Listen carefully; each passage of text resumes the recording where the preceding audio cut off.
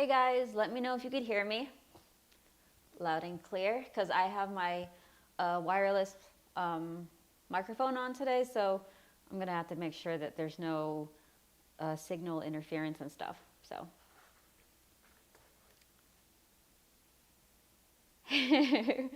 what is up, Cleaver, JD, and Richard? Thanks for hanging out and being the first ones in. Yeah, awesome. So you guys could hear me okay, right? I'm not like super duper loud. Hi, John. So,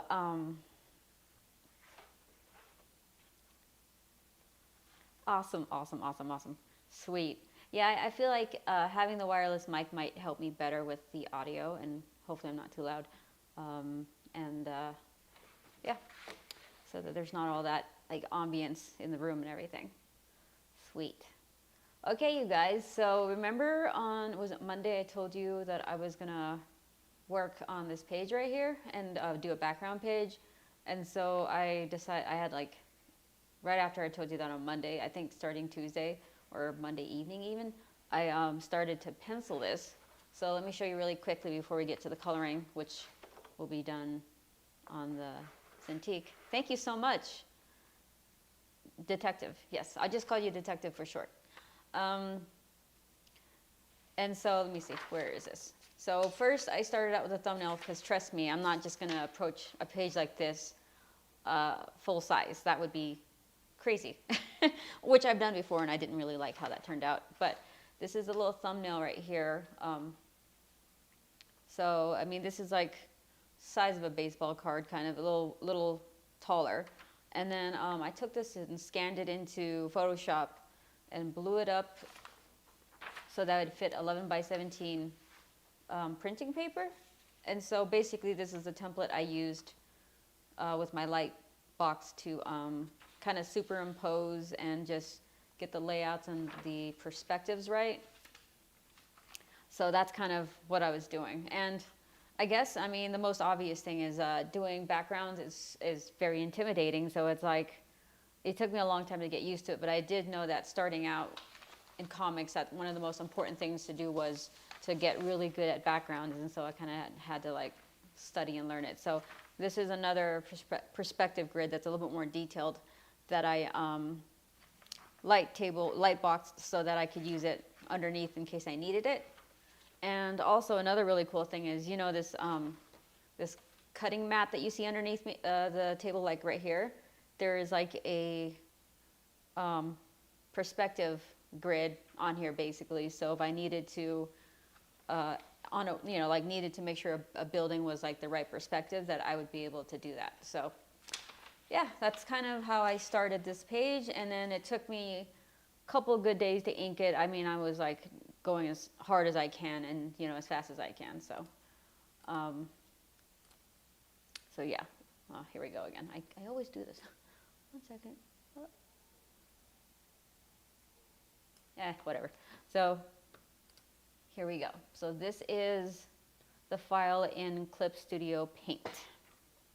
So this is what I'm going to be working with today. I don't know if I'm going to finish it today, but I think I want to get far enough so that you guys can kind of see, you know, my process. So let me know if you have any questions, or if you're just drawing along and, you know, hanging out with me again on Saturday. So let me get everything ready for my shortcut keys and stuff. Oh, thanks so much, Cleaver. Yeah, I feel like, you know, if I expect people to, or would like more people to start drawing comics, that we should probably tackle the things that everybody has some of the most issues with, or things that they would like to get really good at doing. And I figured, like, you know, perspective, backgrounds, anatomy, thumbnails, and finding your own style is actually kind of the most important thing. So I figured, like, backgrounds though is the toughest thing, because outside of like, well, what am I trying to say here? Because backgrounds are very important and essential to comic books, whereas if you were doing portraits and stuff like that as just a fine art, you don't necessarily need to draw backgrounds. So it's something that's a little bit special when it comes to comic books and storytelling. So the environment and the setting is super important. Hello, Thomas, and One Mighty R. What is up, you guys? So, okay, let's see here. See if I could explain anything before I really start. So if you could see the layers, we probably can't actually, one second.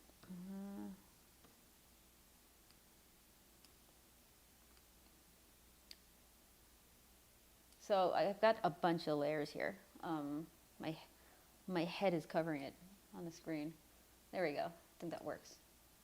Okay, so I don't know how many layers I have right now, but do you see do you see how many I have already?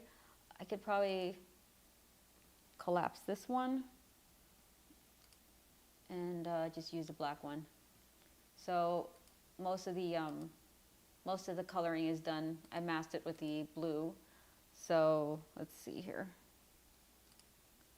And all of these small little window lights, that's on a separate layer. Let me zoom in for you guys to see. So there you go, it's probably better. Thank you so much, Arthur. This is actually page 1 of the comic book. So I initially didn't have this page planned for the first page.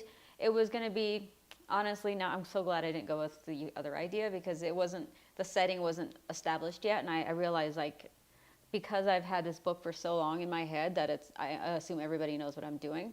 And I realized I had to take a step back and, you know, re-establish the story as if it's fresh. And so the obvious thing is to establish the world first. And then, yes, a helipad. There's actually a few of them, because there's like flying cars, you guys. And I could go into the lore and how I've developed the tech in case I needed it. But so this is the first page. And so I have more of a setting for the first 5 pages. So I added 5 pages in front of the script I already had. And so it's what's really nice about like having your own story, like I mentioned a few times, it's like you get to go in there and rearrange things so long as the essence of the story and, you know, whatever you had in mind for the first story arc is still there. So hello, Rafael from Brazil, and hello, I think I missed somebody else, was it? Oh yeah, Richard, it looks like the scene from Futurama. Minus all the silly characters, which was an awesome show.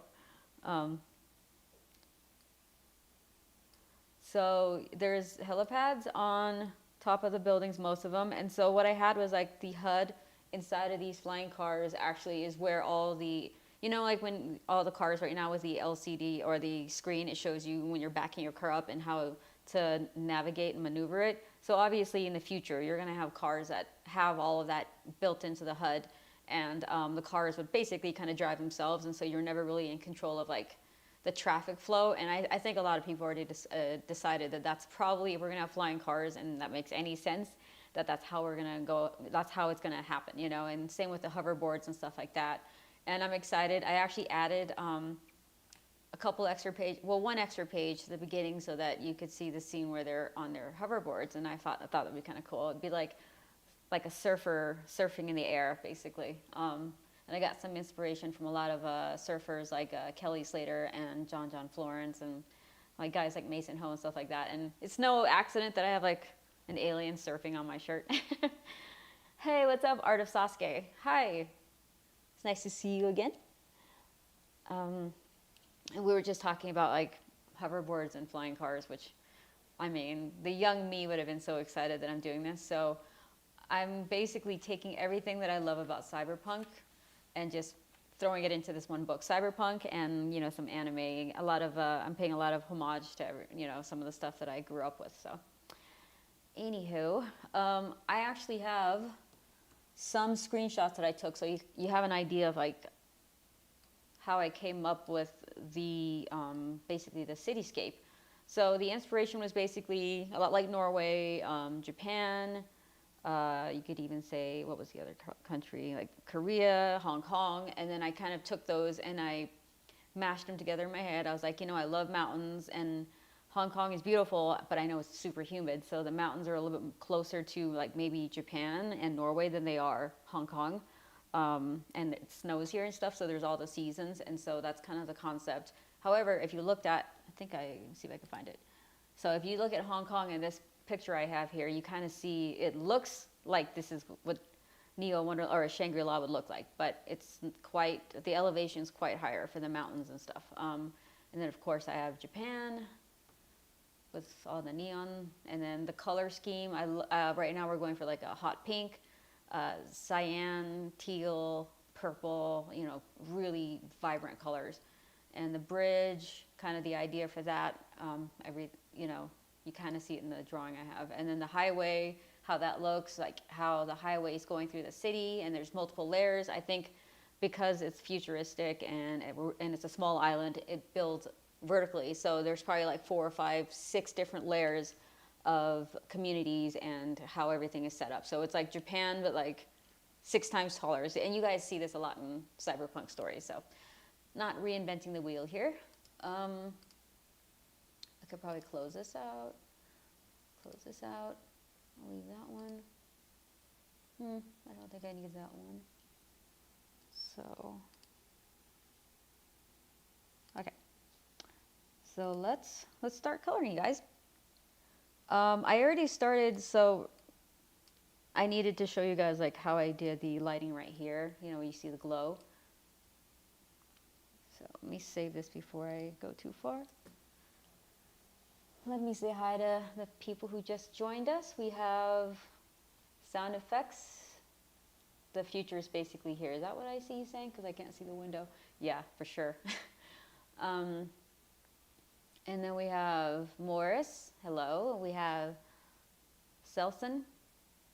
It's nice to catch. Thank you for hanging out with me again. And then we have Rob. And then we have, I think there are real life flying car prototypes. Model A. Man, I cannot wait for the flying cars, you guys. I can't wait, but then I'm also like, I don't know, is that a good idea? Hey, what's up, Chuck? Thank you for saying hi. So we are gonna start with some really cool lighting right now. I think just to get me warmed up. I have not really drawn today. I drew some perspective lines. So let me know if you guys want me to explain how to approach like really wide angle scenes like this with perspective lines and ellipses and stuff like that. But if you wanted anything like that, I think the channel that I have linked to the description actually has a really good, his name is Scott Robertson, and he does really great. He explains perspective really well. He does vehicle design and stuff like that. So hello, Arnaldo. Thanks for hanging out. Okie dokie. So I'm gonna go ahead and go all the way to the top where it says light top and light glow. I'm gonna do that's okay, maybe it's the atmosphere. So the atmospheric glow, I'm going to go with this one.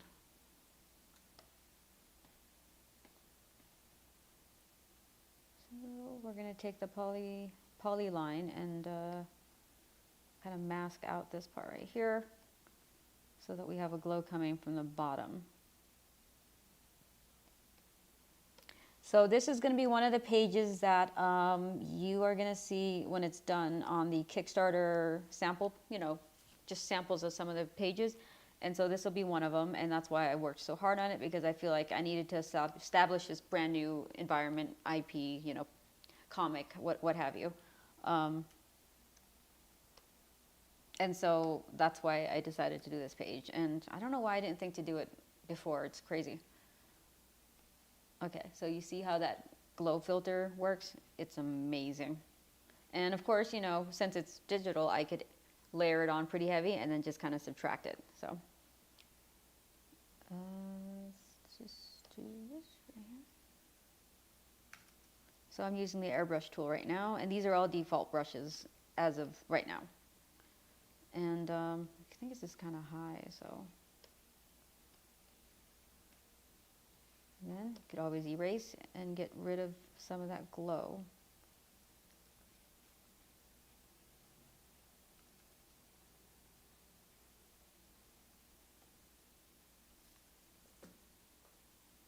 So that's pretty good. And then we move on to the next spot.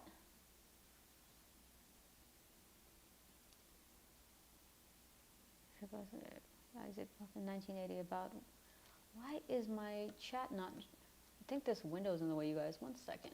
What is this? Huh.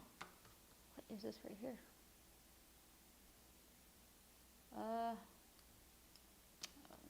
Sorry, I have like, okay, that's what it is.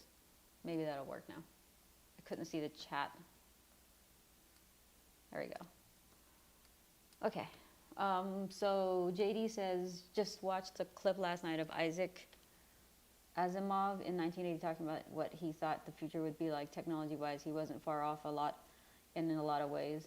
That's so true. So how much of it do you think that, it's art versus art imitating reality or reality imitating art? I'm thinking it's a bit of the chicken and egg thing, but it's probably a little bit of both, right? Like sometimes we get that inspiration from art, and then we decide that that's kind of what we want. And sometimes it's a bit of like observation and maybe kind of leaning towards that future, technology-wise at least. I don't know if anything else is the same way, but definitely tech, I think, is pretty much that inspiration from things people have created.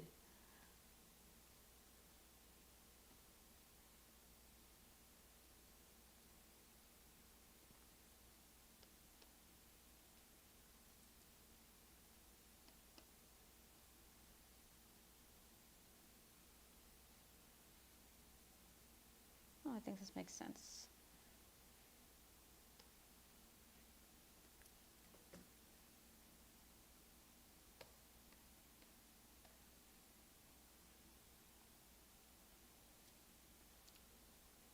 Hello, Audio Cafe. What's up? And hello. Is it? I think you told me to call you T Art from last time. So,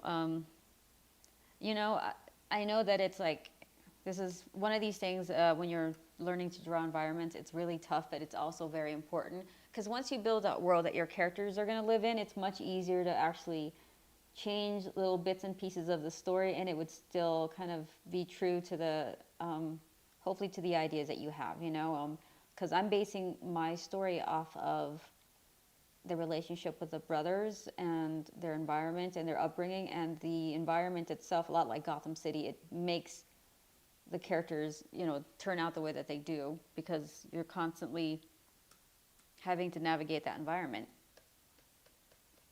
So, and obviously what's nice about cyberpunk is you could also discuss a lot of things that otherwise you wouldn't really touch it. And I think like you can't deny the fact that technology has a lot to do with how things are right now, or just in the past. Like the more tech we have and more that we're exposed to, the more it shapes who we are as people and how we interact. And then we also realize, like, after thousands of years, we haven't adapted to the way that things are right now. So not fully. Our brains haven't changed much. But I wonder if that's really true. Okay. And since it's like so overwhelming, it's really good to kind of like zoom out a little bit, or, just to see where everything's at. And I have everything in like separate layers. And so this thing's probably got 25 layers right now. And I think I mentioned last week, like 20 layers max for this, something like this. But since I'm kind of talking about this and I have to go in and fix things, and it's my first, attempt at trying to make this book, or the way it looks and feels with the colors, it's important for me to see how it turns out with multiple layers in case I make a bunch of mistakes. Yes, I agree, Mighty Geek. It's a philosophical genre, which a lot of people don't think it is. It seems, because it's so hyper real when you look at it, that it just feels like it's all just glamour and, just craziness and science fiction. But it's definitely, I feel like it's a deep genre, and it's really it's fun to play around with. And I think a lot of the older mangas and stories that I enjoyed were all basically cyberpunk, like Ghost in the Shell and Akira and stuff like that. High tech, low life. Yeah, I love that.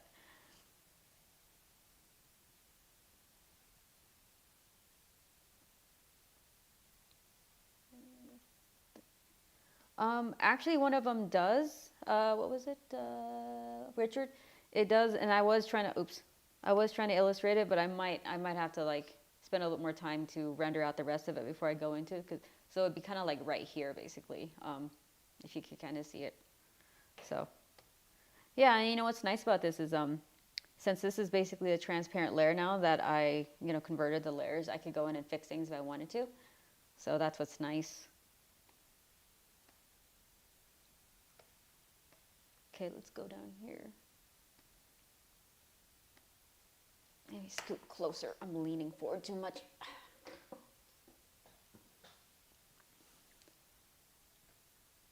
Two perfect bound print self-published art books, small runs.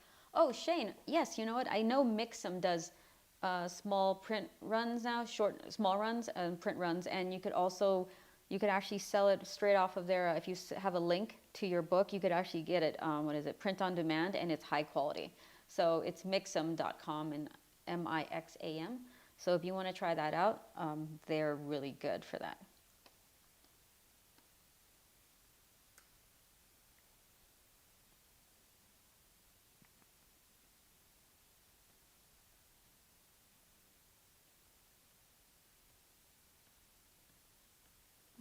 Let's see here. And it's important with this kind of stuff to like not be too super careful at first, because then this will take forever. So, I mean, that's the advantage of having layers, you know?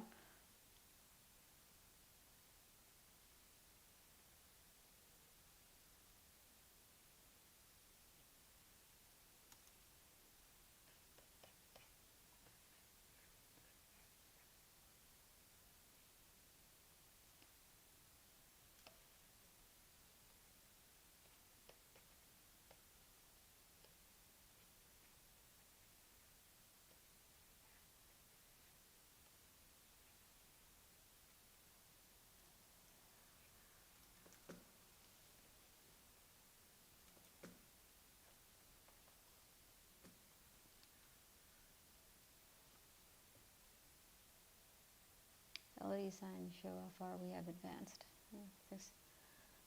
Yeah, I know, right? LED signs make us look like we've come very far.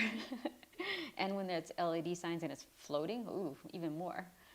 Or drones that basically make a whole, I don't know, like those drone shows that they have nowadays, like a laser show almost, but with drones, it's pretty amazing.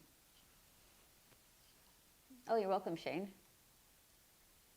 Oh, thank you so much, Shane. The blue color palette, I think it's because when I take pictures, and even the ones that you see online, let me see if I see something like that, usually it renders a color, the dark a certain way, because you have to bump up your ISO higher, and then you'll see everything turns kind of bluish or purplish. Do you guys, have you ever seen those drone flying competitions where they fly their drones through obstacles and pass each other? Those things are the coolest things ever, like to watch them and how fast they go. And then sometimes they give you the POV from inside the drone, or like, you know, the drone's POV. I mean, like, it's the coolest thing ever. And I think we might have some of that on in this comic.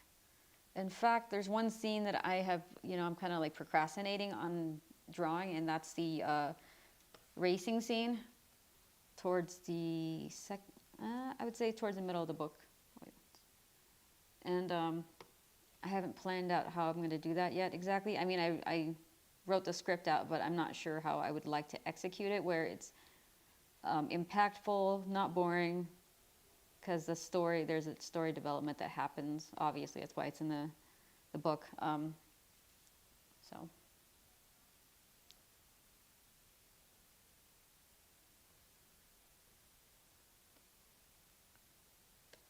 And I was trying to figure out how to render some of these backgrounds, because as you guys know, like, I'm gonna have to draw these cityscapes over and over again, and the last thing I want to do is have to come up with a dozen new logos for businesses that are hanging around in the city over and over again. So I decided that maybe the best way to approach this is to have pre-made, like, written signs, a dozen or 20 different ones that I could use every time I go in and have to draw like wide shots like this, so that it saves me from having to go in and every single time put new signs in. And also it makes it so the story's more consistent as well, or the background elements.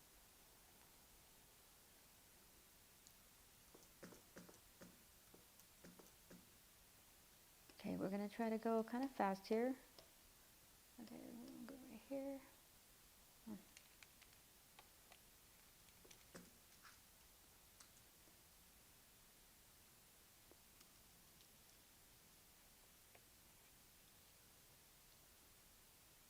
X-Wing fighter, and that sounds so cool. So JD says, saw a POV video where the drone was done up like an X-Wing fighter and they flew it down concrete gully to make it look like trench run. Oh my God, that sounds so cool. Hey, Wimslore. Did I miss Wimslore? Oh, yes, that's right. Yeah, Richard. Otherwise, if I don't do it that way, like where I have pre-made signs, at least just the writing, it would take forever because I've had to draw the background a dozen times already. So here's an example of one of the pages that I'm gonna have to do that with. You guys, I started this like I started this page like how long ago was it? So, oops, 1 second. So I started this page, what was it, like a week ago, or part of it? Remember, I did him, you know, just him. And so now this is basically done, and now I have to go and color this, and there's more signs behind him. So, yeah, that's why it's important to, like, have it pre-done already and everything, so.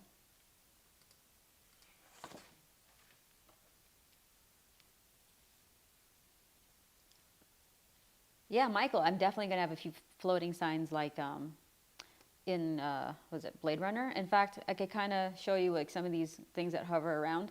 The reason why I didn't actually draw those floating holographic signs on the page is because it was drawn on paper. And if I overlaid that and then had more stuff on top of the lines I already had to draw, it'd be so complicated that I'm just going to do the holographic signs, you know, just on the software itself. So. Thank you so much, Mighty.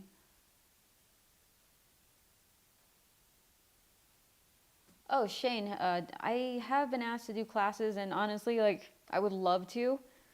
Again, I mean, I taught for like a couple of summers at the college, like extended learning, and it was like how to draw manga. And by the way, back then, I didn't know what I was doing. It was, ever since then, I was like, you know what, maybe I should wait until I have a little bit more time and I get my book out, so then I have something to talk about.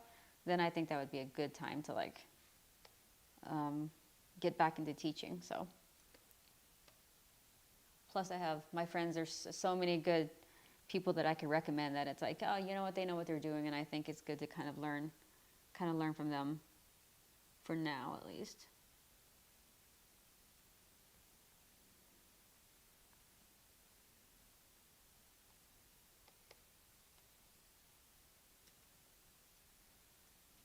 Let's do like a bluish tint. In fact, you know what? I'm just gonna not mask anything off and then just go back in with like the eraser tool and just erase the spots that I don't want lighting to come from. Because it's really easy to go overboard with all this color and stuff.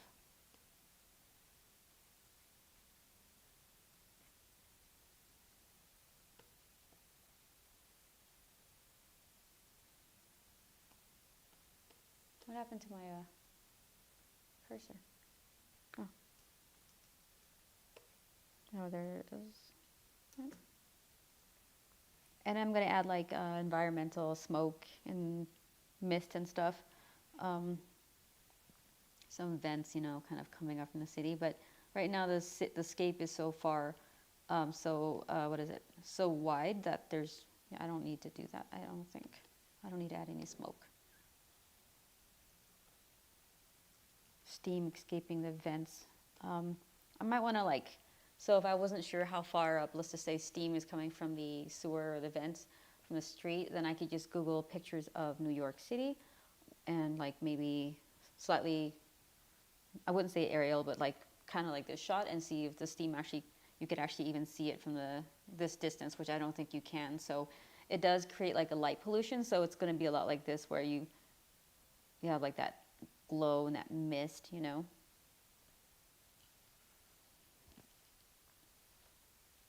I literally just finished working on a Castlevania piece just now, and I have 30 layers in it. They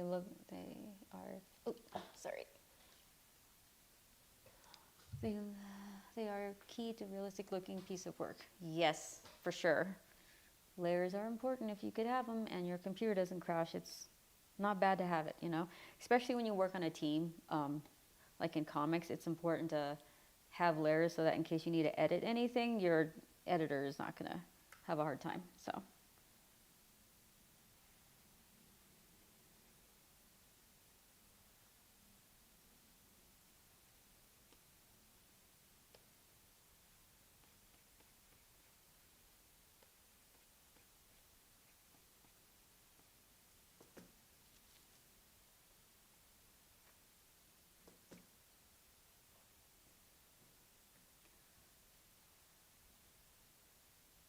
Oh, Michael, the interview with Sean Murphy. Yeah, Sean is, he's got tons of knowledge, and he's definitely a draftsman.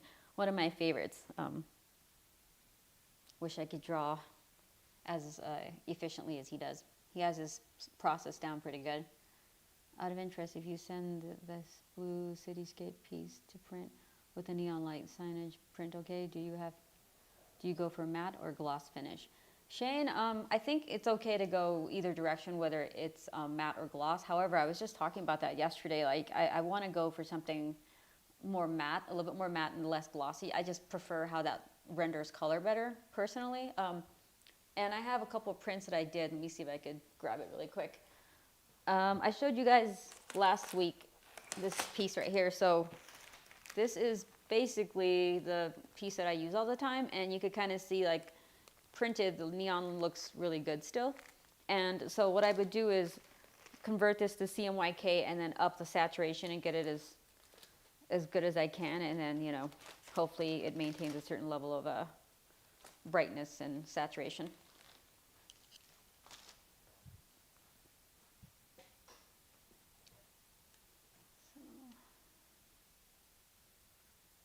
So, let's see here. Let's go back this way. That is a great question, Shane. Thank you so much, Trevor. Oh, so Comics for Life. This page has Barry Windsor Smith, Yu-Gi-Oh!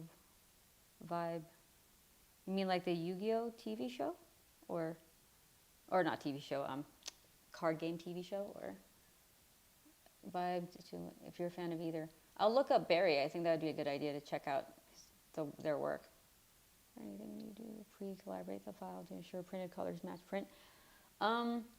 Yes, JD, there's things that you should do, like, you know how sometimes it says printer manages color, or the software manages color, and depending on who the printer is, I'm going to have to find out from, I think, Mark with Aspen Comics, who's going to be helping me with getting these files prepped, how he suggests I prep the files, or if he's going to do it for me or something. Do I use grids for perspective drawing? Yeah, you could say I use grids, basically. I mean, I'm able to get past the grids right now. I just use the perspective lines that I create, and that's essentially my grid. I don't normally use the square grids, if that's what you mean, but I haven't gotten to that point where I needed those, like a really extensive grid yet. And I've been doing this for a while, and so I have friends who they're so good, they kind of eyeball the perspective and they get really close. And it's, you know, it still looks really good. Thank you so much, Manuel. I appreciate that. Shane, oh no, I love the fact that you're asking these technical questions because, you know, people, there's a reason why sometimes people stop in their tracks when they're trying to do a project, because there's like missing bits and pieces of like information that you didn't know you needed to know before you worked on a project. So yeah, it's really good that you asked those questions. That's what I'm here for. And by the way, I don't know everything, so sometimes I kind of like have to go figure it out myself too.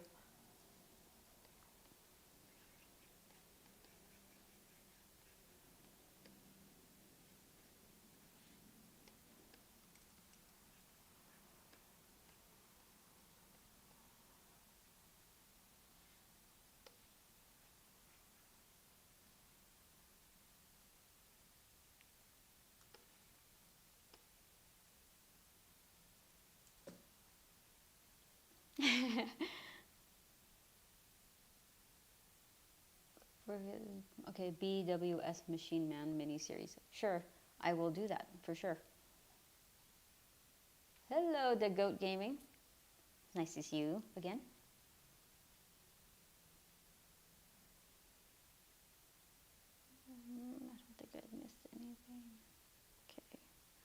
Yeah, I think the reason why people aren't sure about the brightness, and you know, I had this problem early on when I was coloring for Aspen Comics when I was a colorist and not like a penciler yet. My colors would be kind of muted because it looks bright to me on my monitor, and then when it prints out, it never looks as bright and as vibrant as like Peter Steigerwald's colors. So I kind of learned from him how to maintain a certain level of saturation in your pieces and the colors that you pick out and stuff, so that it doesn't look kind of desaturated. And also, most people don't know what it looked like when it was on the screen and the monitor. So when they see it printed, they take it at face value. So it's only you, kind of like right before you get it out to print, that it's kind of messing with you. But I mean, it happens all the time, you know.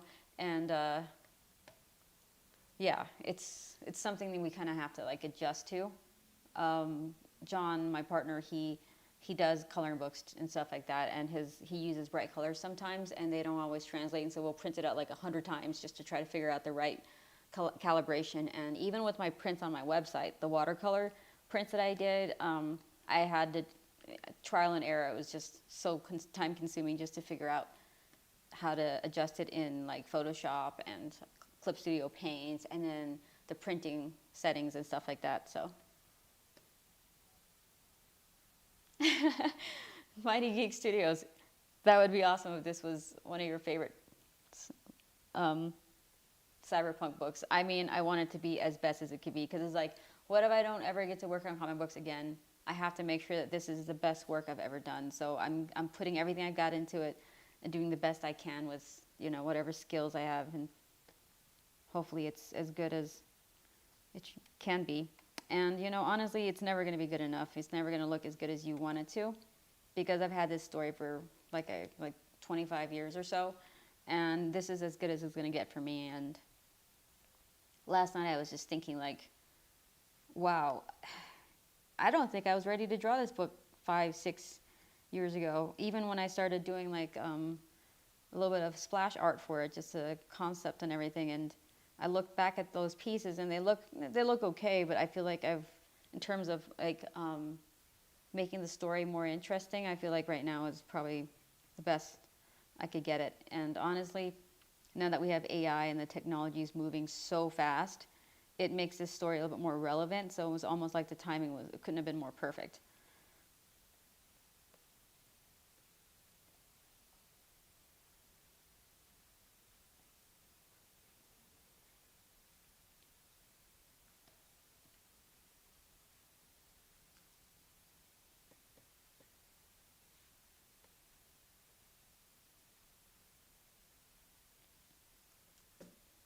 So I think I mentioned last week when I was coloring, it was an interior page.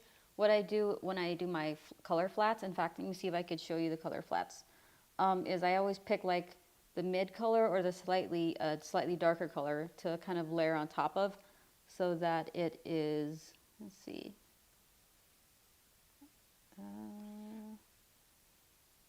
okay. Oh, whoa. There we go. So that's kind of basically the color flats, or the start of it. And then let's see, get the cars, and then you have the, what's this right here? You got the highway, got the bright lights right there. And let me start. And then you got the big signs. Highway. So that's kind of what it looks like without all the airbrushing that I just did.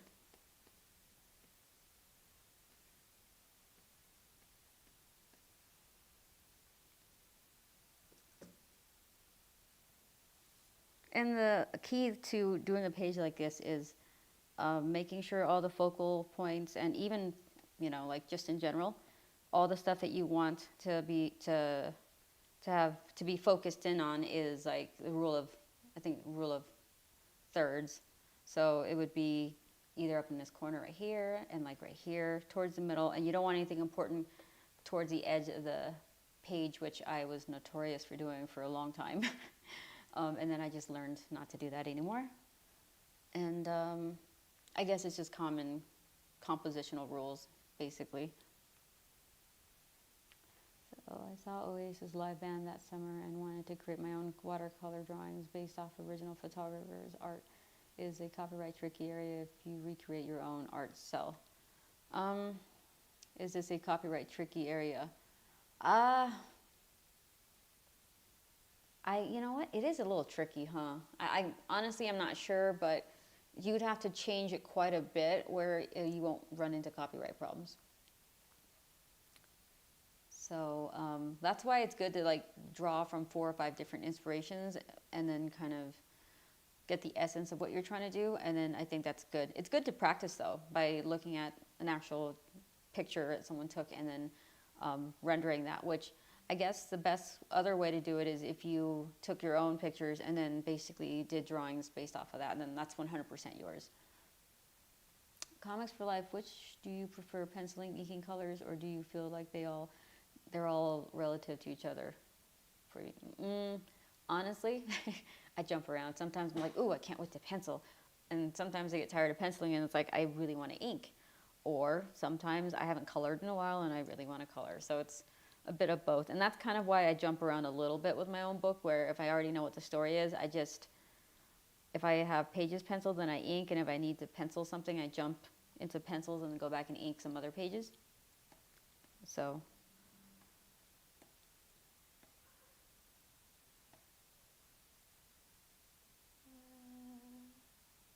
let's add some light to the scene in the back a little bit.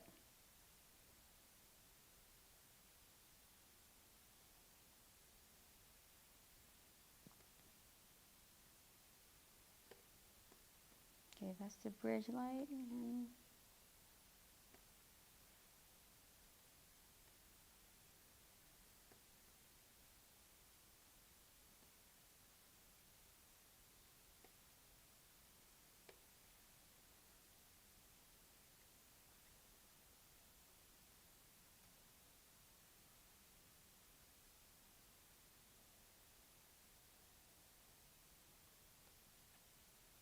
thank you so much, Richard.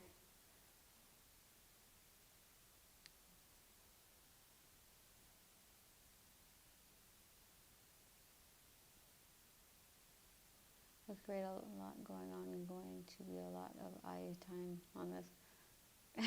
Yeah. Yep. I should have timed myself to see how long it took me to do the pencils and the inks. But then again, I mean, like, I started on Tuesday and I got it ready to show you guys by Friday, and I was basically just working on this for the most part. So, I mean, all things considered, it didn't take as long. This is probably as complicated as it's going to get. There's probably 4 more pages in this comic where it's going to be time consuming, where it's like a double page spread of a street race outside. And then the other scene is the establishing shot of the whole entire downtown of Shangri-La. So that's going to take a lot of time. So those 4 pages total, I think, will take the most time.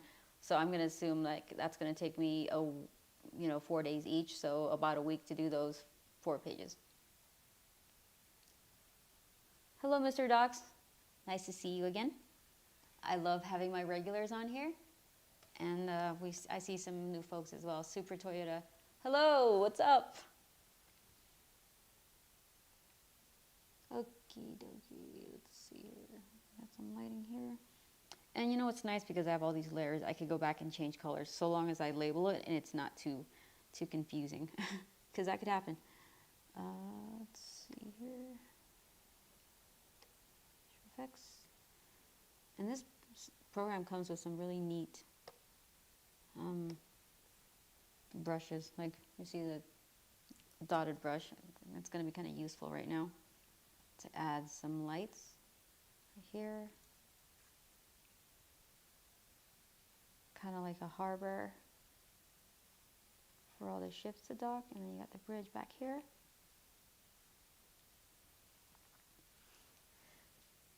So the irony, Mighty Geek Studios with Shangri-La, is it looks like Utopia, but it's a lot like Gotham City, where it's just like sort of a free-for-all in the city part of it, at least. And it's just madness. It's not as crazy, at least I don't think it is as crazy as Gotham City or anything like that, but it's definitely there's a lot more going on underneath the surface of the city.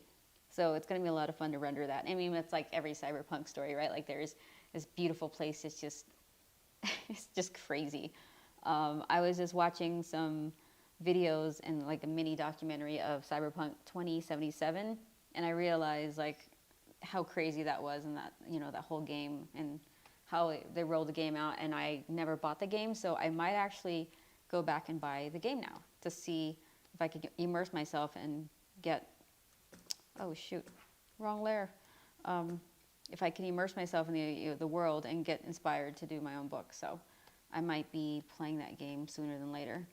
And, you know, I might be buying Battlefront 2 as well. I got to move on and start playing different online shooters and stuff, so. Oh, thank you so much, Mighty Geek Studios. I think when I have the floating holographic, what was it, neon ads, I guess, that's floating, then you'll kind of get an idea of how the world actually is. It's a little bit crazy, depending on what ads I put up here. So that's going to be like a story development part of it. So.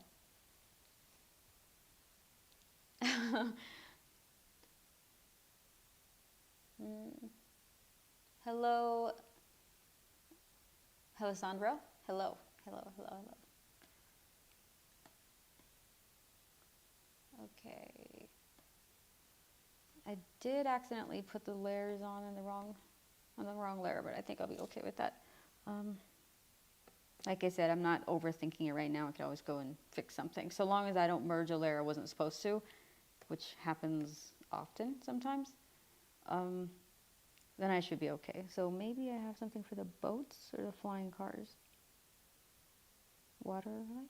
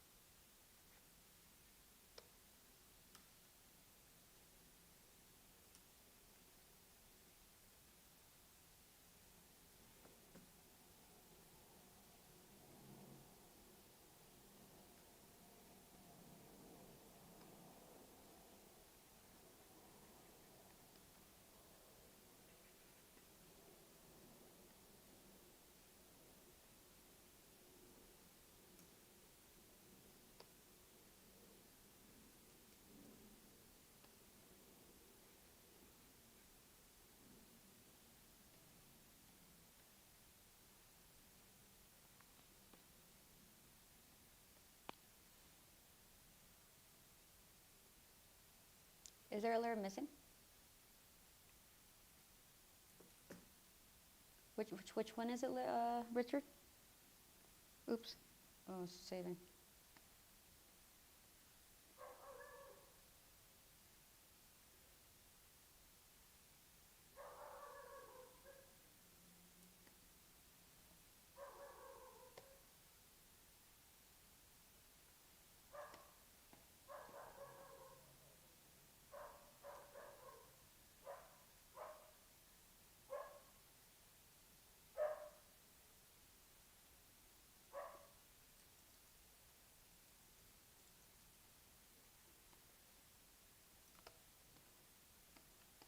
Okay, so I think right here, for example, I'm going to go in and actually add the shadows to the top of the building so they're not all one color, because right now there's no dimension to them.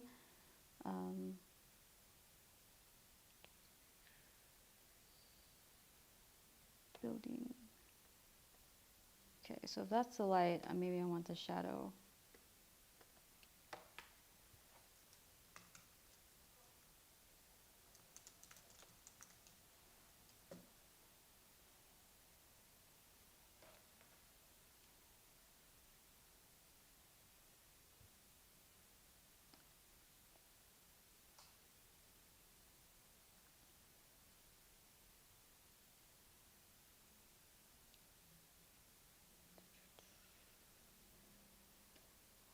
So I think with something like this, because there's so much going on, it's good to tackle like, I think the base layers first, and then you kind of layer on top, like, let's just say, for example, the glow on the buildings and the outline. I think I'm going to do that part last, or not maybe last, but after the shadows, and then I build the outline of, like, let's just say this really tall building right here. So that would be something I do on top of the outline that I already have.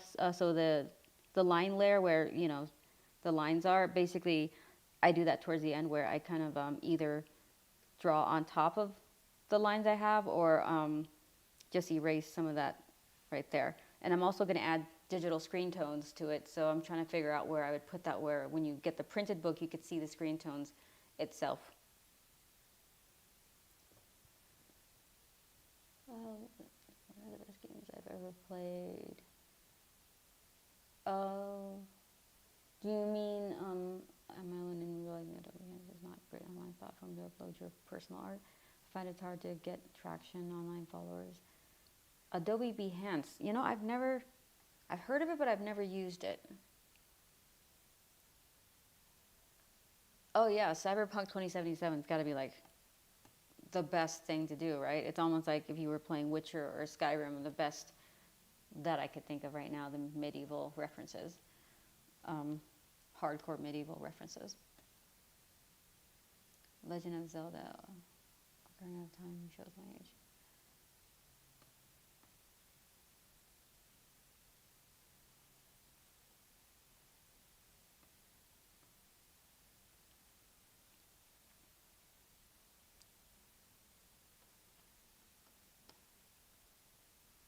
Okay, let's see, what was I doing? I think I was gonna do the building shadow. Oh my god, look at these layers. This isn't half that bad. After the stream I have to go in and start condensing some of these layers, because there's way too many, and I'm gonna start scrolling, and that's time consuming as well.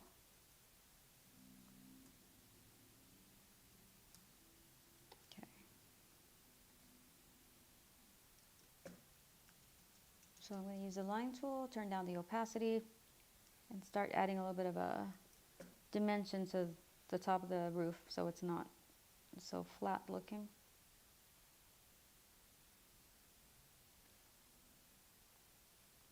I'm trying not to get overwhelmed, because not only am I penciling and inking, I have to color this book. So I'm just taking it once, you know, taking it with stride, or, you know, without overly thinking it too much, or else it's going to be, I'm going to get cold feet and not do it the way I want to do it.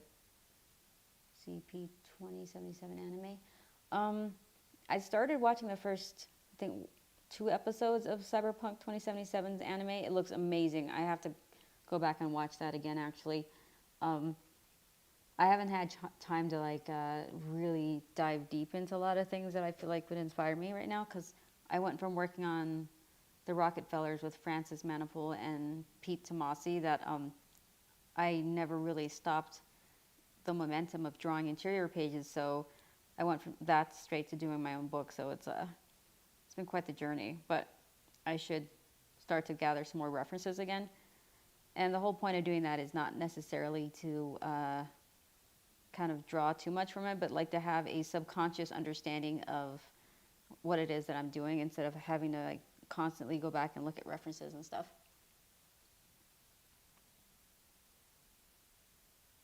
So Ray, thank you so much. So thank you for catching me live finally. So the question you had was, do I use perspective rulers, and if so, how far down is your third perspective point? So I think I showed everybody a little earlier. So what I do is I use the Brewer method, which is basically the perspective lines, they go off the page, and so you have to know how to grid it without like having to draw the vanishing point, all 3 vanishing points, which is what I did with this one. So the easiest way to do it is like kind of a thumbnail, which is really small. You see it's like super small. And then after that, you know what, let me switch cameras really quick. Oh, Canon FP. So if you could see here how far out it goes, But there is a method for doing this where you don't have to draw the perspective grid all the way out. Let me see if I can find a piece of paper. So right here, you could kind of see the Bruin method, which is, I was doing this earlier, and I was talking to my friend about this method. So let's just say that you have, this is your piece of paper, and let's just say you can't like draw it all the way out. You basically figure out where your vanishing or your horizontal line is. And if you look at most of the pictures that you see of scenery and aerial shots, there's like a line that goes like right here, and this would be the middle maybe, and then maybe another one right here. But if I assume that that's the middle, and it meets like, let's see, this one's further out, so let's just say it's right here. See if I'm gonna, so as long as you know what the 3 points are, so let's just say it's right here, you basically draw a line down, and you draw a line. It's supposed to be a square, so let me see if I got this right, right here.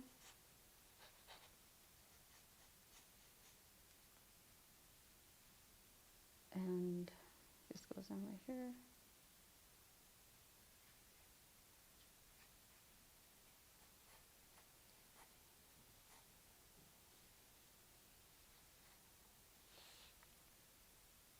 This is going to get really confusing really fast. Okay, 1 second. What did I do here? Oh, gosh. Okay, let me re-explain this part.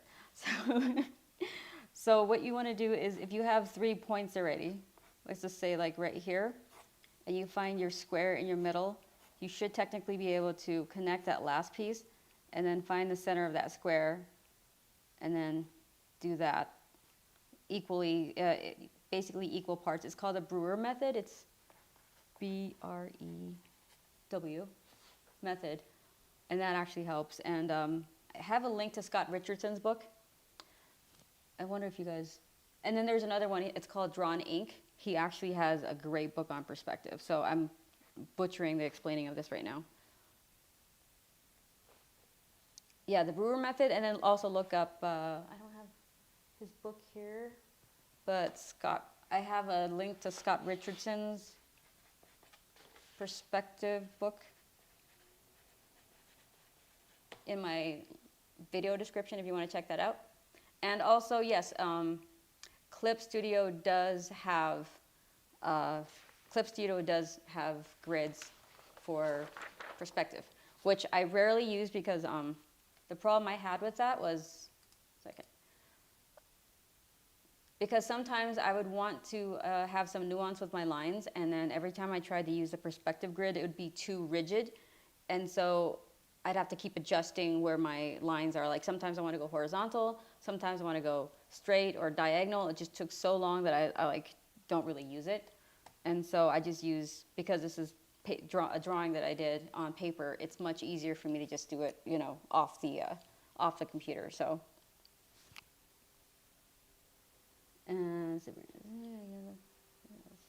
a good book is Perspective for Comic Book Artists. Oh yeah, there's like, honestly, there's so many good perspective drawing books. I'm sorry, how to draw perspective books that, since I haven't had to use them for a while, but my favorite one was Framed Ink. That book is amazing. It teaches you everything, and his art is also really nice. So I gotta, you know what, let me put some references down after the stream for you guys in the video description as well, so that I don't butcher everything that I'm talking about right now. I feel like I can't like walk and chew gum at the same time. I'm so bad at that. Yeah, it's definitely worth learning if we're gonna draw comics for sure. And truth be told, I mean, like, it was so hard for me. But I knew if I wanted to do interior art and do it effectively, I had to get at least a decent understanding of it. Okay, so what was I doing? I was doing signs, and I was doing the shadow. Okay, let me finish that really quick, and then maybe start doing some of the outlines.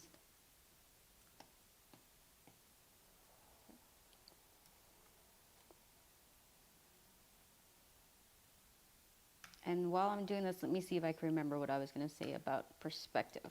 So there's a few different strategies that I use when I'm doing especially deadlines and interior work. I either do a small thumbnail like I showed you guys earlier, and then I blow it up and then just light box the perspective, and just it's like anything I would do with the pages anyways, because I have to save time. Or I would just use my super long ruler, this one right here. So this is what I would use for the perspective, or it extends out pretty good. And I was just talking to Francis today. What we used to do is we'd tape another sheet of paper to the side of the one that we're using, like another 11 by 17, and we just draw the grids that way if it's like a really crazy extensive page, which I think the double page spread, that's what I'm going to do. I'm probably going to tape sheets to the side. I don't know, because my cutting mat has a perspective grid on it, but a double page spread is really hard to kind of like maneuver and move around on my desk and stuff. So, and if you're doing digital, yes, Clip Studio does have a perspective grid. It's just that the reason why I didn't like it is because every time I drew a line, it assumed that I was drawing like that perspective grid instead of like an up and down or left and right, you know, vertical, horizontal. So it's just too cumbersome right now if I'm trying to speed my process up. So I still just use traditional ways of measuring my perspective. So.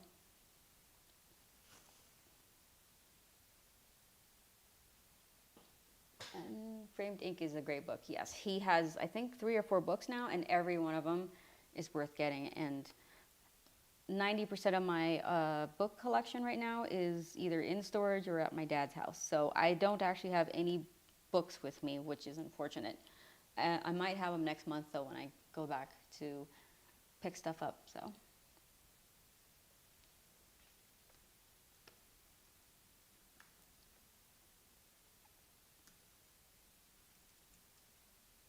And maybe for the Kickstarter, I will throw in some tutorial stuff too, if I could remember to film some of this stuff, because I was supposed to do a speed, I was supposed to record this session right here, and I don't think I actually did, so.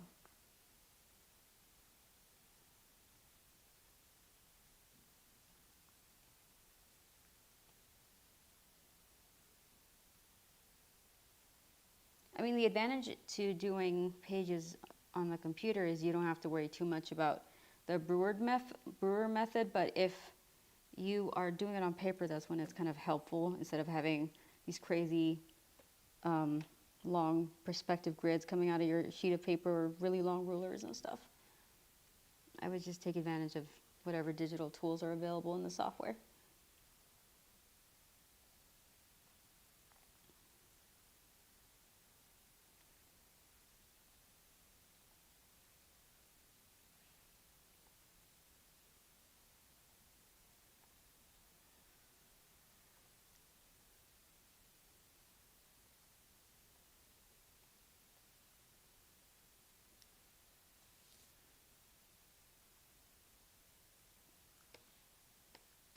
Okay, so I think the next step would be, just so that we have something to look at, is I'm going to add some glow to the signs.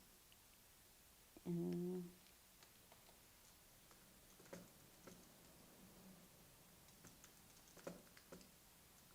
then the really big signs, I'll start adding like lettering or something to. So for example, I'll take the pen tool and then, let's just say this is like something written right here, you know, and then just anything that you could see from far away, I can start adding signage, but I'm probably not going to do that yet. That's like the last thing I do. But for now, we'll just add some glow.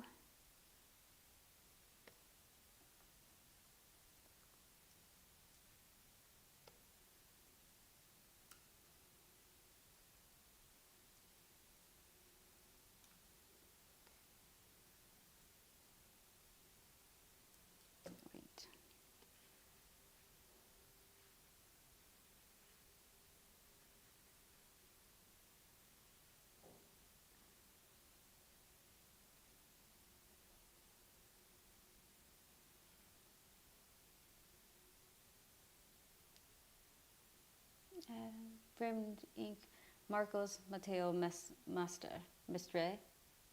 See, that's why I can't pronounce his last name, but yeah, it's Marcos, yes. He has 5 books all together, and you could take next level each one. His books are the best. I've been talking about his books for 10 years, and every time he has a new one, I always want to get it. I haven't bought the last 2, but I'm going to go in and get those, I think. His art is amazing. Like his compositions are amazing too. So it's not just like the perspective, it's also the way he frames his framed ink. It's an awesome name, but also the way he frames his panels and storytelling. It's amazing. And he's on Instagram, and he's a really amazing artist. So you guys, if you can, please check out his stuff. His book, and then Michael Hampton's book is awesome, and then there's Scott Robertson's book. So those are the books that I spent the most time looking at, and I actually read a few of them. Actually read those books. Usually I don't read how to draw books, but those are the 3 artists that I've basically picked up. And also, what was it? What was the other artist's name? Or it was, I keep forgetting this one. It's Drawing with Force, yeah. That's the one I'm thinking.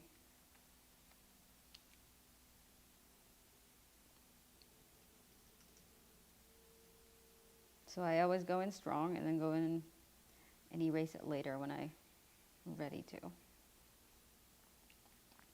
Just to save myself some time. So if you guys weren't here, I would basically, this is the speed I'd work at, just so that I could get things moving, or else this will take forever. And then, we'll meet our deadlines. So hopefully by end of next week or next Saturday stream, I will be able to send you guys to the Neo Wonderland pre-launch Kickstarter page. So that's exciting. And then we'll get this ball rolling. Found a Kickstarter link in the video description. Lead to the sub. Yes. Chuck, the mailing list is gonna basically, as soon as the pre-launch page on Kickstarter is ready to go, I will send you guys an email to let you know that you could go ahead and follow that page and get ready to see all the stuff that we have that will be available for the Kickstarter. And I got some feedback from you guys the last few times on what you want to see. So far I have like the black and white edition of this book with screen tones and stuff, and then a sketchbook that's going to go along with it. We're going to have like a special Pocky the cat tier, and I also will have sketch covers. So I will be doing commissions, sketch cover commissions for Neo Wonderland. So I'm excited about that. I've always loved sketch cards, and when I had Lola XOXO with Aspen Comics, my post-apocalyptic creator-owned book, that actually had sketch covers, and I felt like I made it when I had my own sketch covers. Like, oh, now I feel like I've actually achieved my goal of being have my own book. So I'm gonna do it again. And Peter Steigerwald is gonna make sure I get the best material or paper for that, because we obsess over that kind of stuff.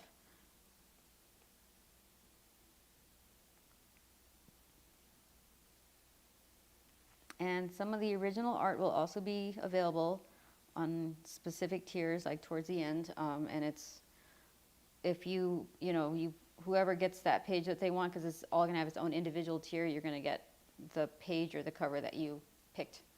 So that's also gonna be some of the features I have. And of course, there's keychains, stickers, trading cards, and a few other things. I have to go back and look at it, but I'm trying to keep it really simple, because this is my first one and I don't want it to be too crazy. I just want a Kickstarter where it's stuff that I would personally want on a Kickstarter, and something that's easy to fulfill, and and the focus will be on the book and the story itself. So.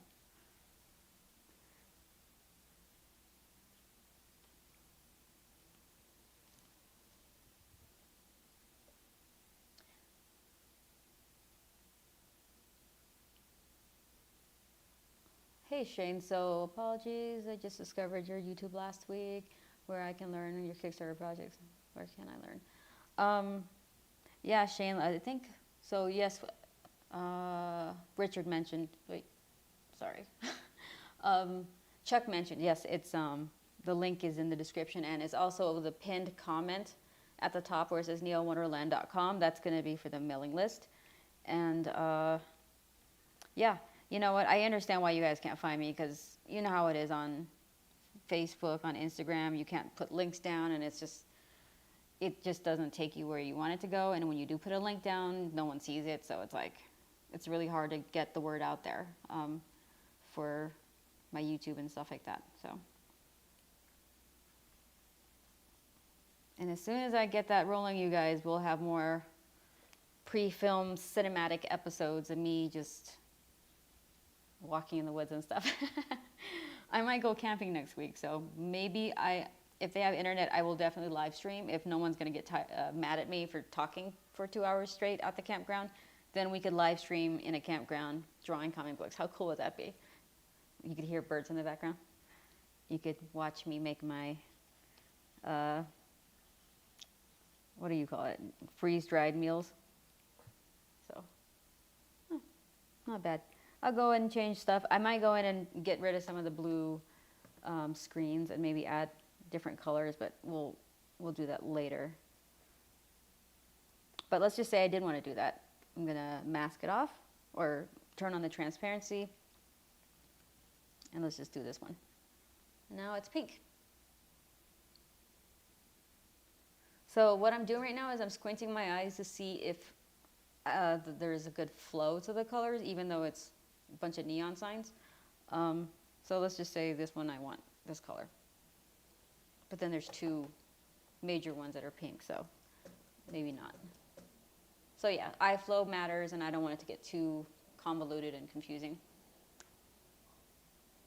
So when am I going surfing? Well, first, I had to be in Hawaii, so that's not going to happen. Not anytime soon. And I would probably have to learn how to like really get good at swimming before I do anything like that. But bodyboarding, you could do it, you know, pretty close to the shore, you know, like in Hawaii. So that's easier for me. And I have fins on because I can't imagine like losing my board and then like sinking, because I cannot float. I'm horrible. I'm just paranoid, and I just start flailing in the water. So,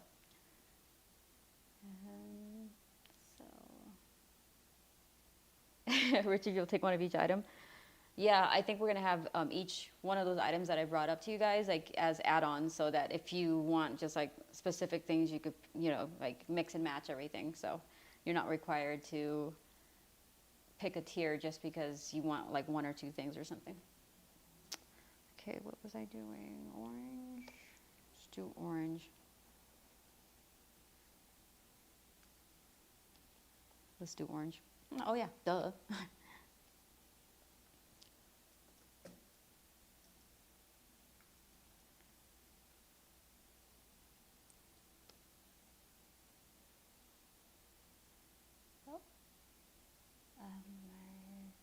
Let's do pink.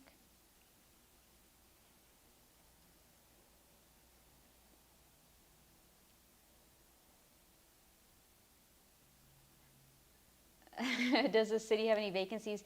Yes. So the lower the, there's like certain districts where of course it's not that much. And then the higher up you go, and you know, the more expensive. It's pretty much like a real city. So I would love to build like a sim kind of game.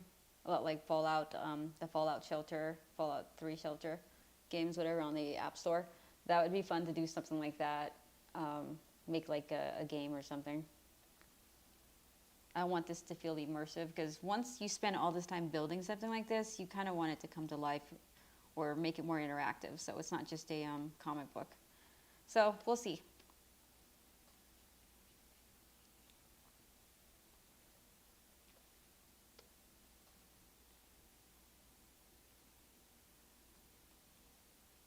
And it'd be a shame. Like, I love video games so much. I would love to walk through the streets of Shangri-La and go to the arcade cafe / comic book store / bar slash movie rental place. Remember? We talked about that last week. Too much? Yeah, I think it's going to be cheaper than New York. So Robin Bugs. Hi, Sia. Quick question from an artist who wishes to do more background work for a visual novel. What sort of resources would you recommend for learning better perspective and background, such as Your Amazing City? So I think a few of us mentioned Marco's book, so Framed Ink, and then Scott Robertson's book. And then I guess if you want like the basic all around, you could get the How to Draw Comics the Marvel Way. It's a pretty basic one, I think. But I can leave the description or the link to these items on Amazon when the stream is over. So if you want to check back, you know, in a little bit, then you can.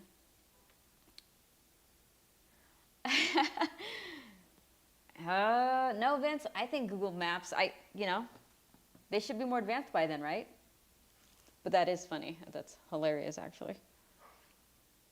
You know what I was going to do as one of the backer tiers? I was going to make a map, like an actual, you know, map of the town. So, and the island and the suburbs and the mountains. So you guys could see, it's like a video game map of like Skyrim or even Cyberpunk 2077. And so I came up with an idea a couple days ago for how I was going to lay the city out, and I'll show you guys eventually. But I do want to make a map of the place. But thanks for the reminder, Vince. It's tradition now. I know. If you guys don't show up on my stream every Saturday, I feel lonely. When they came up with the maps, you should. Oh, okay. You know what? I love the old. Yes, you know, and Red Dead Redemption, of course, they have like these, you know, in fact, I have it right here. They have the cool map, and I live for that stuff. So I think it's still in here. I hope it's still in here. I'd be sad if it wasn't in here. Yes. Yes. So I want my map to look like this, basically. Like the Red Dead Redemption map. But then obviously, you know, cyberpunk. And you get some of the artwork, that of the locations, that'd be kind of cool. So.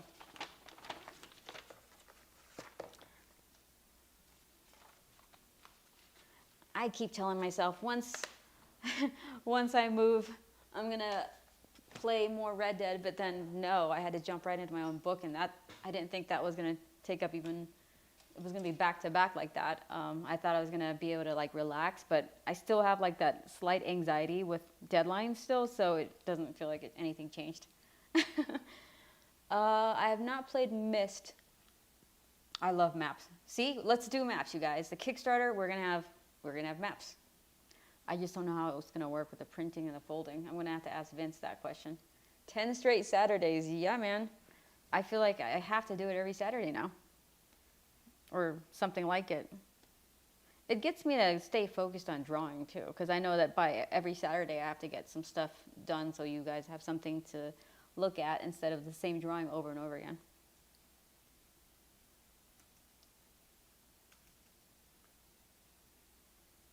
Yay, Maurice, what's up? You made it. As long as it's within the 2-hour mark, 2 hour and 15-minute mark, you'll see me. I'm usually here. What color was I doing?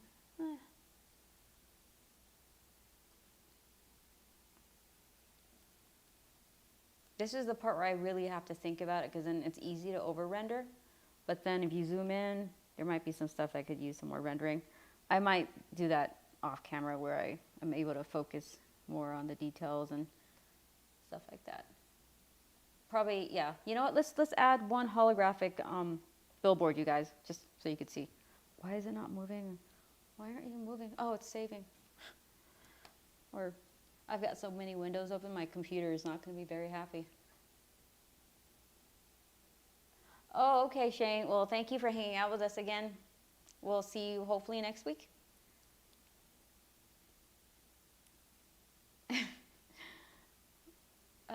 Folded maps are less costly if they rolled or bagged. It comes hard to do. So Vince, do you think Chris would fold all the maps for me, or can I get the maps printed pre-folded like one of the printers would do it for me? Probably pre-folded, right? Yeah, it's gonna look like the Red Dead Redemption map where it's pre-folded and stuff.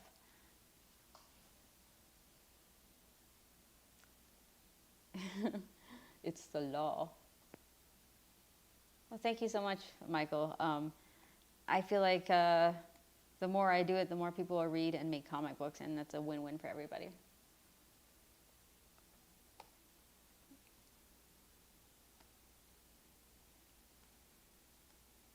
Okay, holographic sign. All right, that's what we're gonna do.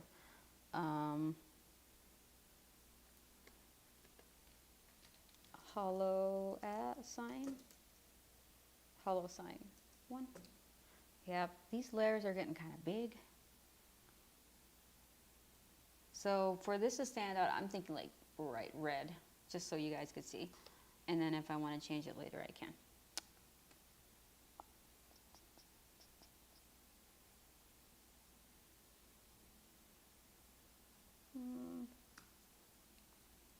Okay.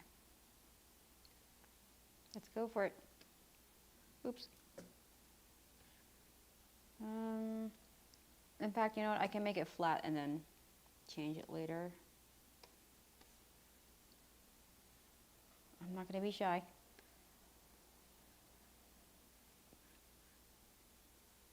Okay, hollow sign.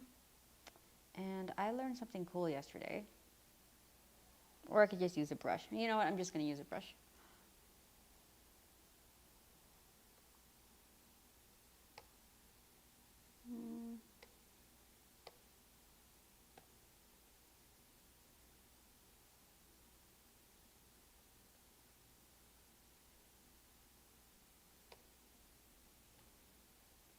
How does that look? Too small?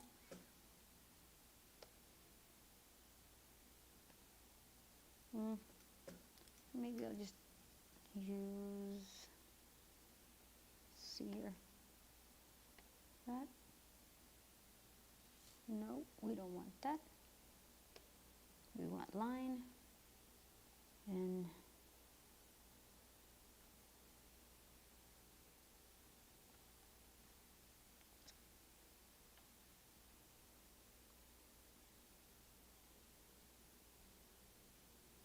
okay. Frequency. Okay, so I'm just gonna do that for now, and then multiply. Okay.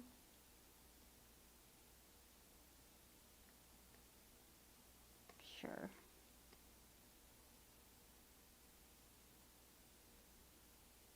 Okay.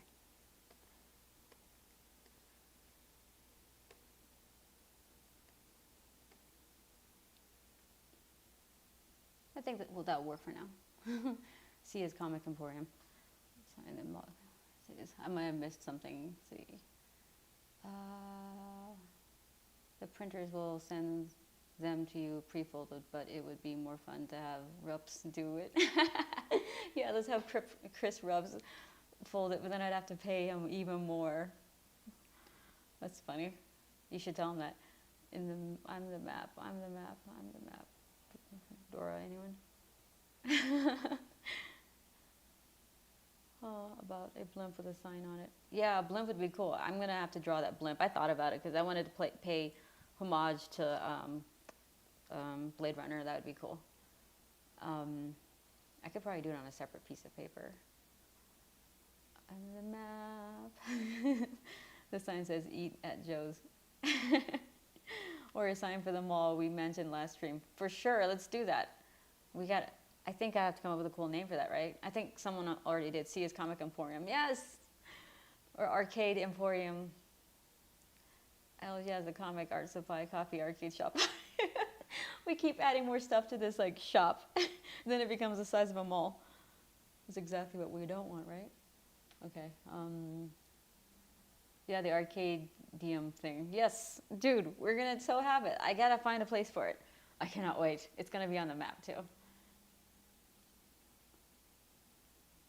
Thank you so much, Nico. Appreciate it so much. Okay, so just for fun, let's this sign is gonna say what you guys just mentioned with the Emporium, the Comic Emporium. Vince wasn't here for that, which he would get it. I mean, once he sees it, he'll know. What happens if I do this? Yes. Okay, cool. That didn't fail miserably. Okay, but frequent lines. More lines here. Okay. I love this program so much. I keep wanting to do stuff and it's saving.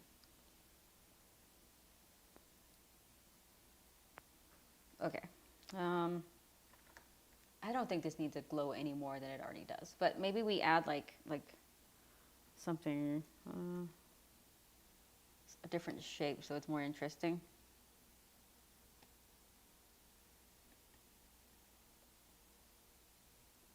I don't know. I'm gonna have to design these things.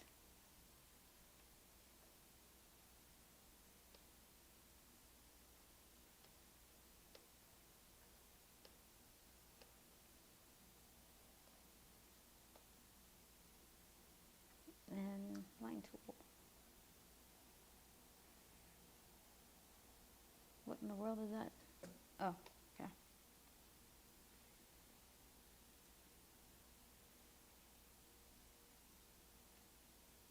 I don't know if that's necessary. In fact, it probably doesn't even make any sense.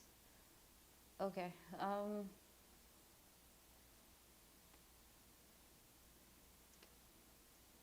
So let's just say I want to change the perspective on this thing. Oh, gosh.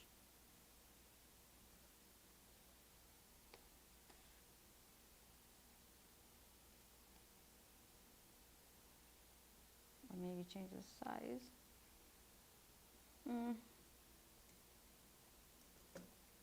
Instead of me drawing a bunch of them, I just, oh, dang it.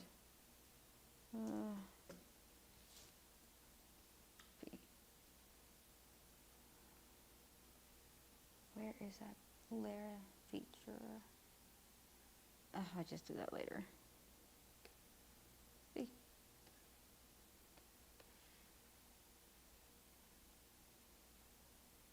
So, you know, we'll have a few of these somewhere else.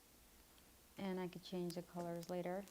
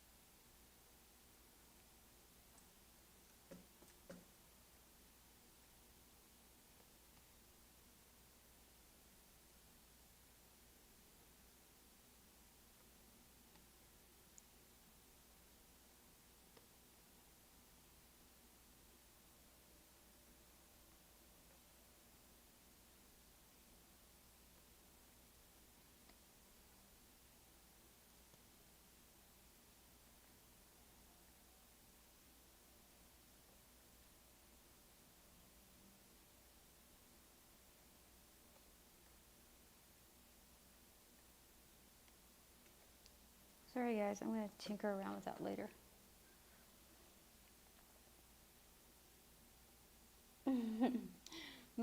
Michael thinks I should put a sheep jumping over a fence as a tribute to Philip K. Dick. Yeah, why not? Let's do it. I keep missing the first hour. Yeah, man, what are you doing? Why are you never here right when it launches, Vince? I feel like John would love to sit here and talk to you and smack talk every week. Oh. Merge down, merge down. We'll do that later. Naps are wimps. I go for deep freeze naps. Interrupting your Saturday afternoon power nap, Vince. See. So we'll mess around with the signs later, I think. In fact, I might delete one of them. See if there's anything else I kind of wanted to go over. I might want to add some, what is it called? Light pollution in the back. Yeah, let's do that.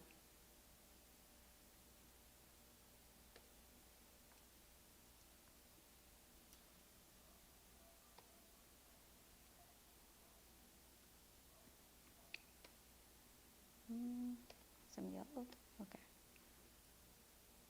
It's just to separate the background from the foreground, maybe a little bit of orange.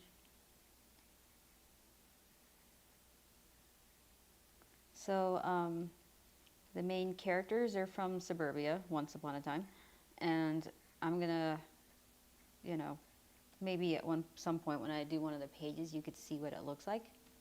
It's like a really cute, you know, Okinawan type town or Kyoto, something cute and cozy. A lot like some of the towns in Europe, like, you know, maybe Scotland or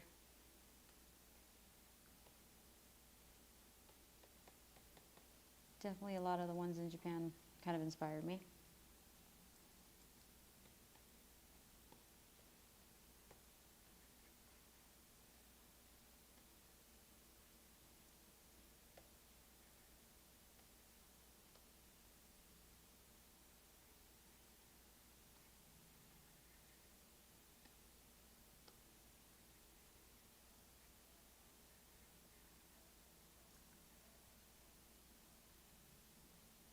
Oh, awesome, Michael. Well, have a good evening.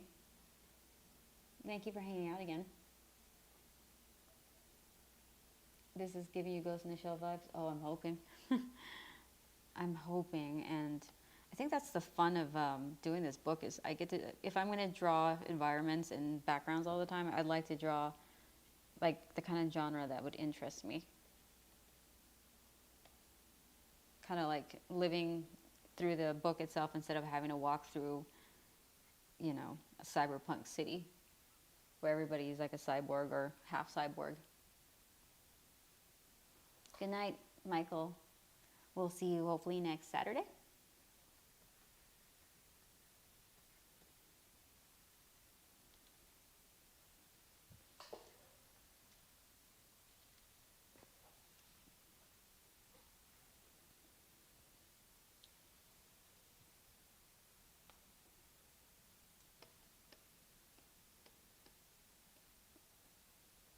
Let's get some reflection in the water. And since I'm just experimenting with this color for the water, I don't want to put it on the other layer, even though I have like 40 layers right now. Okay, where's light? Water, light. Okay.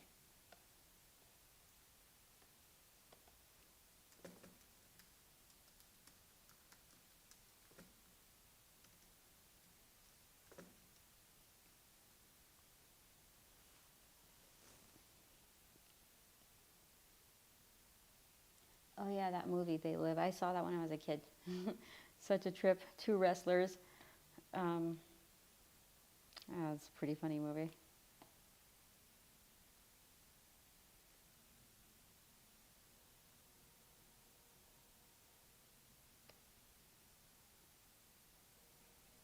So I forgot to ask you guys this. Do you guys have like a favorite cyberpunk dystopian type of genre, or sorry, not genre, movie or comic that you guys love, or anime or video game? Like, is there something that made you fall in love with the cyberpunk genre, maybe growing up and stuff?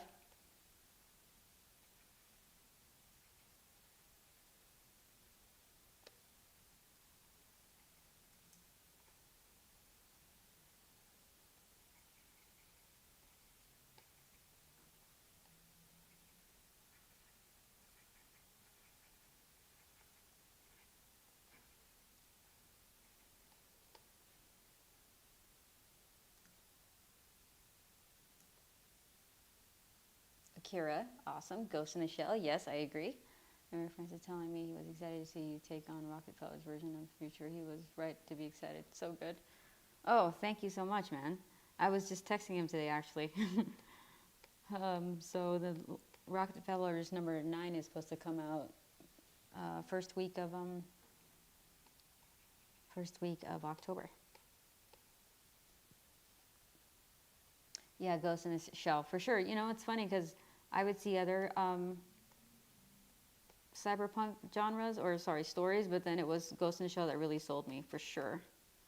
And I had that one book. It's like I think it's called the Anime Backgrounds or Environments or something like that. And I didn't bring the book with me, but that's my favorite book, and it had all these really cool background drawings for Ghost in the Shell and Akira and stuff like that.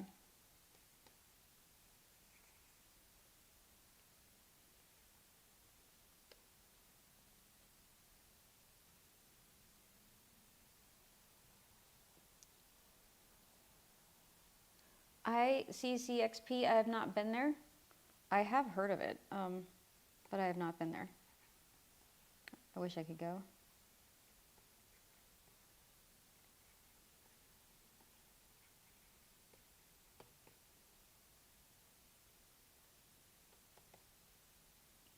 Yes, The Matrix would count. For sure it would count.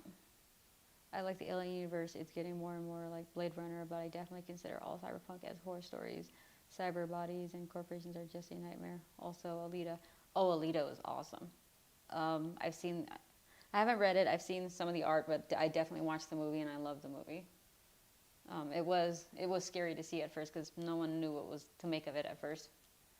The game and anime are great. Like, mentioned the anime earlier. Yeah, I should finish the anime. The art is amazing too, and the world building. Bubblegum Crisis, yes, that's awesome. Angel Cop.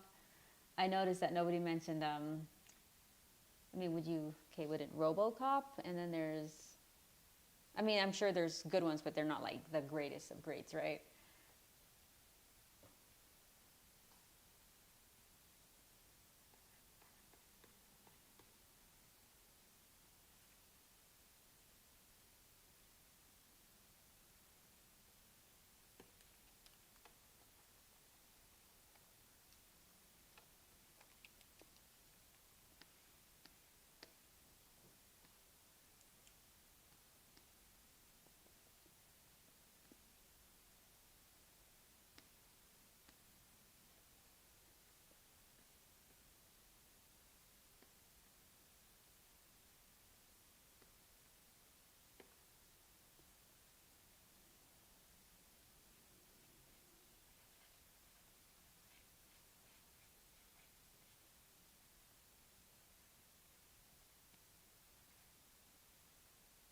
I'm excited to finally actually reveal the storyline and the plot to you guys pretty soon here, maybe next week.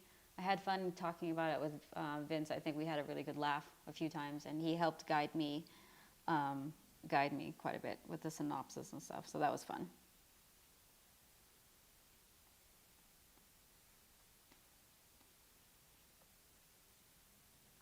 I get really nervous when I have to do an elevator pitch for the book, because you're like, because they teach you that elevator pitches is like, it's a make and break thing for your story. So I have to start practicing that, don't I?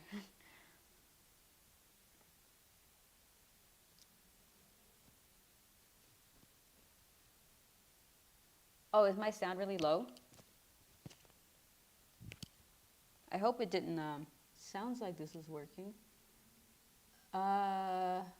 Maybe I'm not talking loud enough, you guys, because the mix says that it's pretty where it's supposed to be, but I'll definitely figure it out maybe later.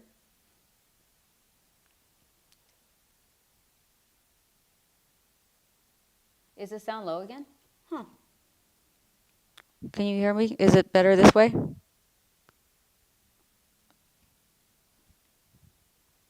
I wonder if it cut out or something.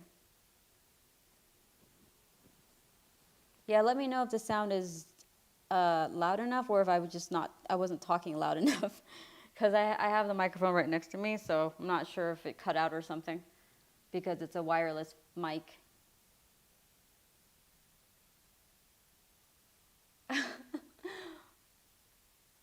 Oh, sorry, you guys. See, that always happens. I just need to talk louder. Sorry, I'm like probably deep in my, I forget that I'm sounding. Wow, I'm gonna have to watch it back and let you guys know. That's the problem with not having like a mixer to look at right now. So we'll do that next time. Man, I'm doing too much at once. It's not moving. See? I think my computer's gonna crash pretty soon here. I don't think it's the microphone as much as like I've been talking for a while, so I think I probably need to drink some water. So my throat's getting kind of like starting to feel a little, what is it? Kind of raspy.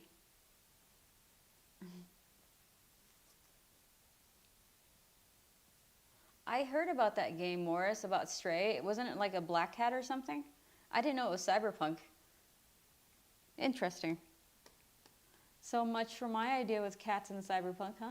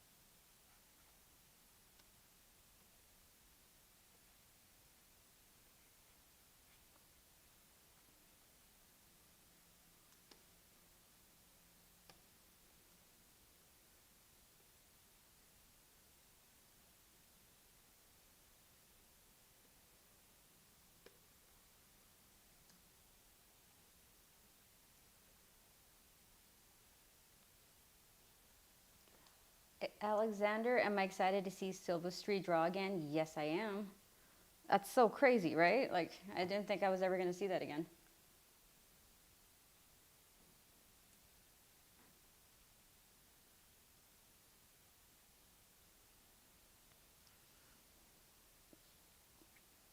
That was one of my inspiring, one thing that inspired me. In fact, Vince was sweet enough years ago to give me an original Wolverine page drawn by Mark Silvestri, and so you saw the notes on the side, and it's one of the older. Obviously, it was a long time ago, but that page is one of my cherished interior pages. And when I get original art, I actually like getting the interior pages more than the like splash pages and stuff. So, thank you, Vince.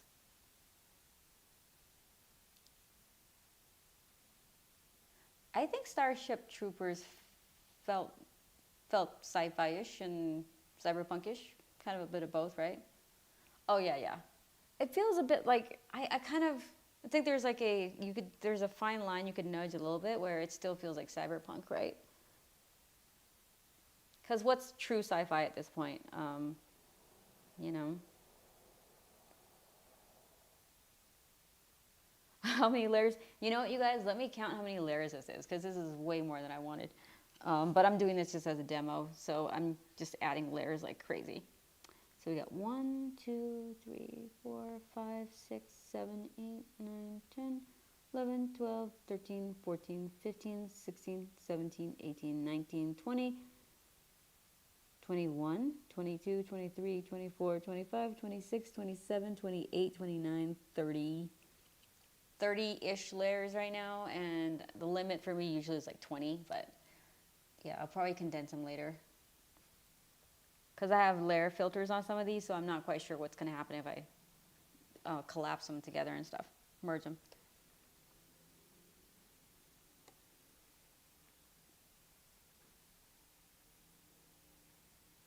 Oops, too thick.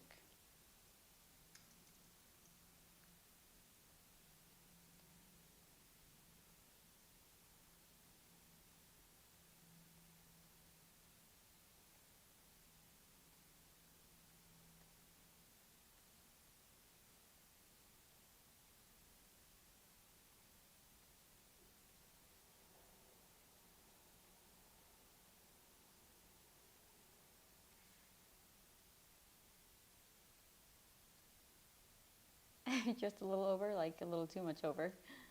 Need more memories and megabytes. No, it's just like,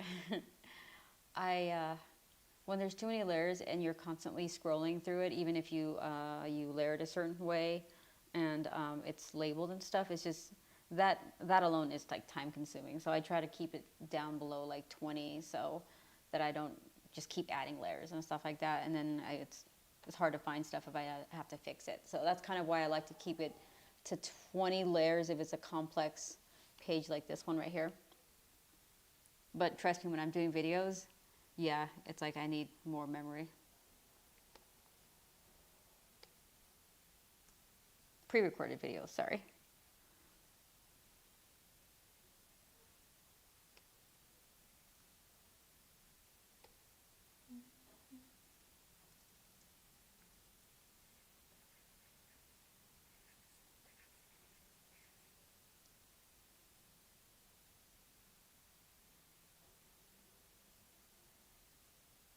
See what I mean? I'm just like, where is the bridge? I should probably just capitalize everything from now on. Building, I think it's under highway. Highway 2, yep.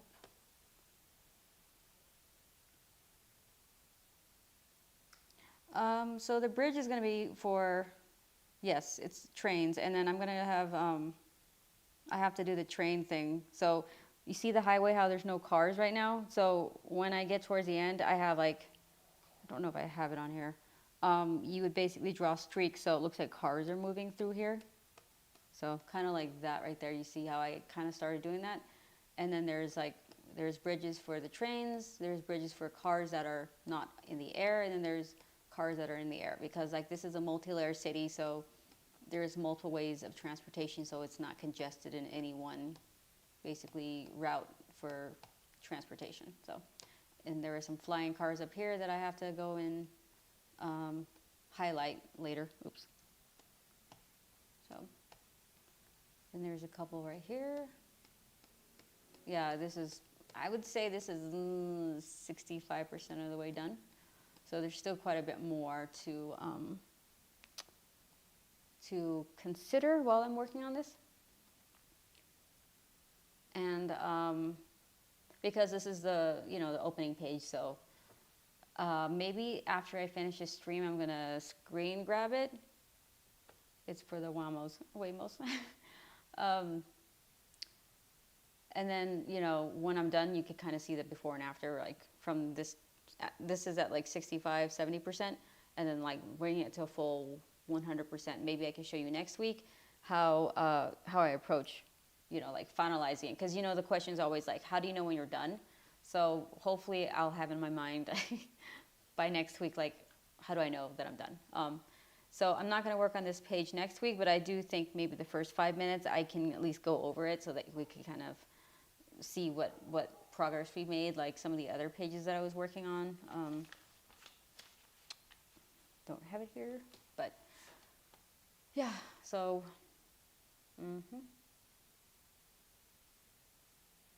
or maybe I could film my own thought process, I guess. But for things like this, it's easy to go overboard or under render and forget what you're doing. But I think, I've done this long enough where I kind of understand my composition, and then like where I adjust things so that there's something, if something's distracting, then I just take it out and stuff like that. So plus, I mean, there's so many pictures of city skylines and aerial shots online that if I have any questions about like whether I rendered it too much or under rendered it, I could go and look at references online to see if it's on par with like, stuff that's already out there.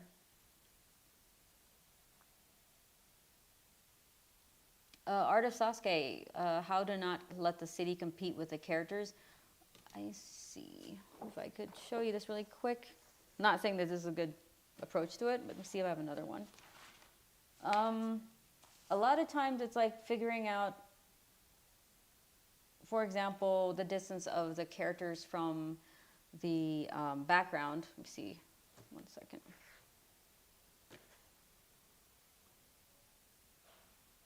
So basically it's, you squint your eyes, that's the easiest thing to do if you do thumbnails. And let's just say your characters are mostly wearing black. then you would decide, okay, the darkest parts are going to be towards the foreground, and then the backgrounds would be shaded in a way where it outlines the characters and it's less, I guess, less dark because of light pollution and stuff like that. And you can see right here, it's not as detailed and the ink is a lot lighter.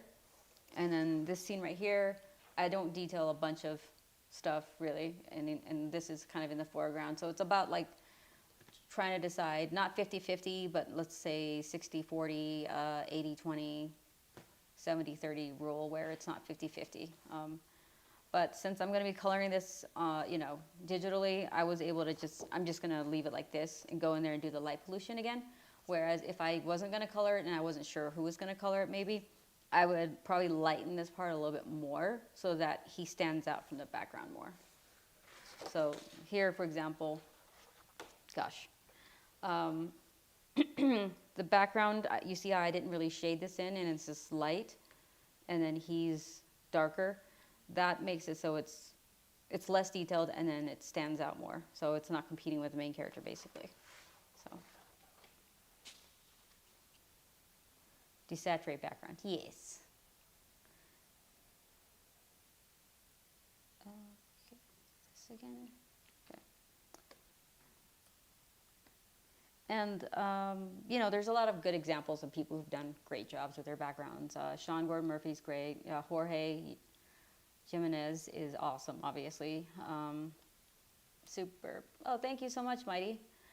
And what did Vince say? Jim Lee said that when he draws Gotham, it's not about all things you draw, but what each line indicates. The viewer's mind will fill in the rest. Perfect. See? Thank you, Jim Lee and Vince. Yes, make sure it doesn't get too congested, because then it loses the overall focal point and flow, yes. And here's another trick. Let's just say I colored it and I'm in a hurry and I don't want to sit there and mess with the layers. So towards the end, for example, what I would do is I have an adjustment layer. I'm going to do this now, but usually I have a folder where it's an adjustment layer, and this will be, I'll just say contrast. And then this will be the multiply layer. And so I go in there and basically, let's just say with a dark color, we could use an airbrush or something. And you basically start to take out, start to like mask off areas where you're like, okay, that's too distracting, you know, whatever. Maybe we don't want this to be the focal point. So you're basically going in there and darkening it, you know, manually. And okay, overlay works pretty good too, but it's good with multiply or color burn. Well, I don't like color burn, but usually multiply works pretty good. So you're scraping off anything that's too distracting, and then you leave areas that you want, you know. So yeah, but for now we'll just, you know, leave it like this.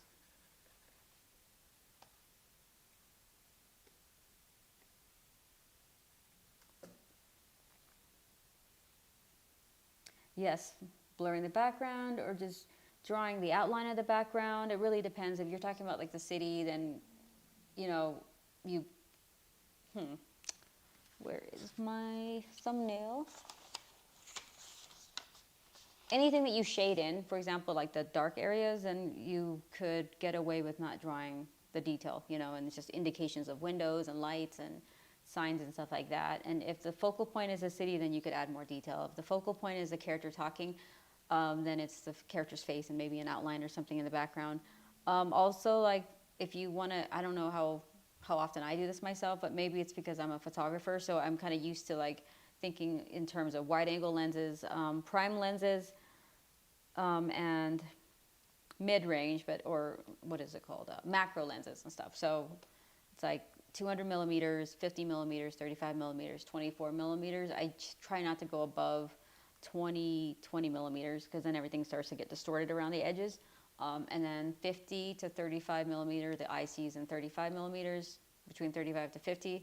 So that's slightly blurrier background. And so that's kind of how I think about it when I'm drawing stuff. So the multiply layer. Yeah, I don't know either. I've always whenever I think multiply, I think of whatever it's doing here. It darkens things, and it's been like that for me for like 25 years. Thank you so much, you guys. Desaturate that background. So I could, or where is it at? So what we have here is atmosphere. So you could technically, which is nice, I could erase some more or change the color of it. So for example, let's make it blue. So I just turned on the transparency and make it blue, or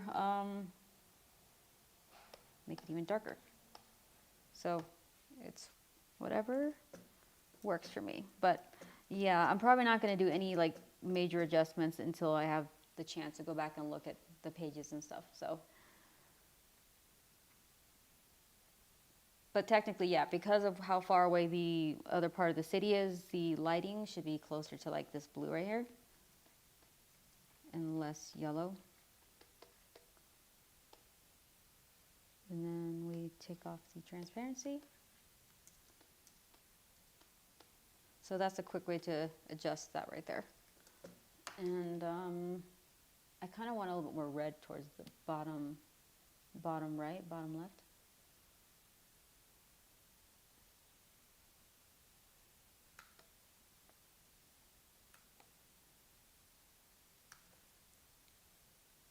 So usually for speed's sake, I think it's not just me, it's like a good strategy is to go in there and get all your big shapes and your big major things out of the way first, and then go back in and make adjustments if you're coloring it digitally. If you're doing it traditionally, that's a different story. Usually for that, I go from light to dark and do big shapes first. And then you guys know I do faces last, or, you know, eyes and stuff. So.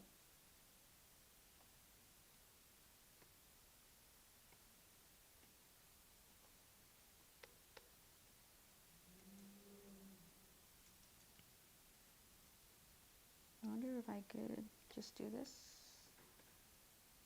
No? No.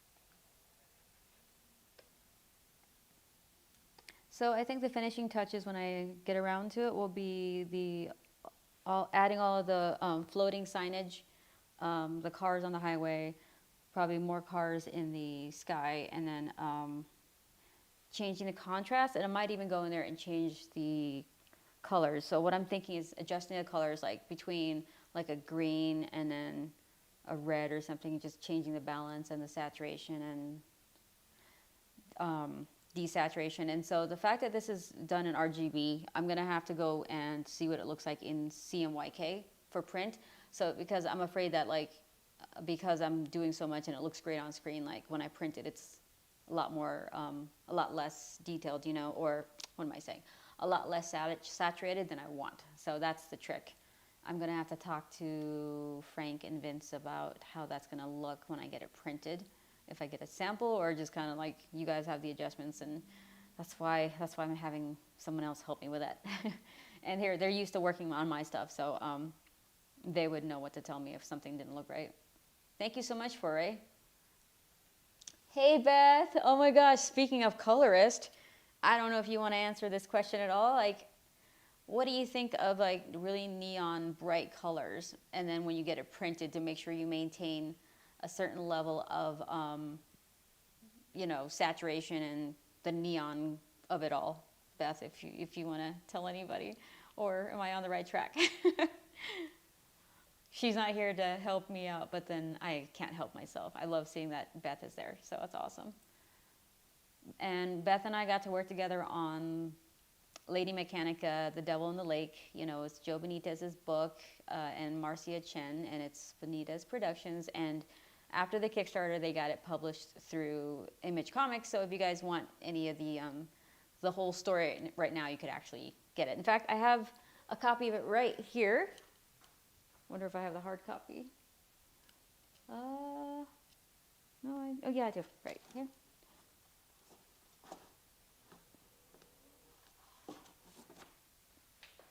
Oh, there it is. Yes. So I got the hard copy. I haven't. I love this book. Look at how amazing that is.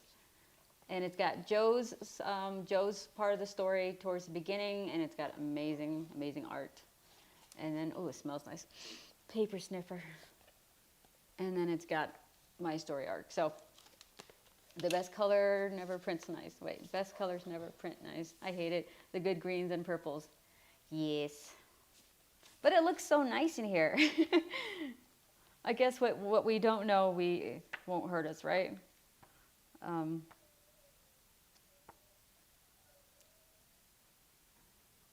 Beautiful. Yeah, I haven't put this on my shop yet. I haven't had the chance to, but yeah, this book is awesome. I love it. Some spoilers in here too.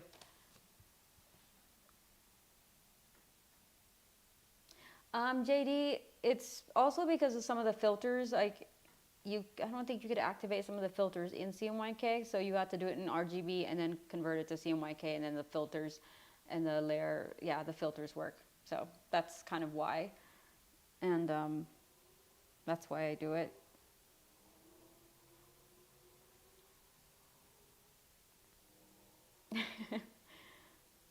Or I work in RGB with CMYK preview, that helps. Yes, you're right. I don't have my previews turned on to CMYK. I should probably do that. I haven't colored really anything, my own stuff, in quite some time without using markers. You know, it's been quite a bit. There's a gamma warning gray that I won't use. Okay, awesome. I will look into that. Thank you so much, Beth. That saves me a lot of time and surprises when I get this thing out of the door.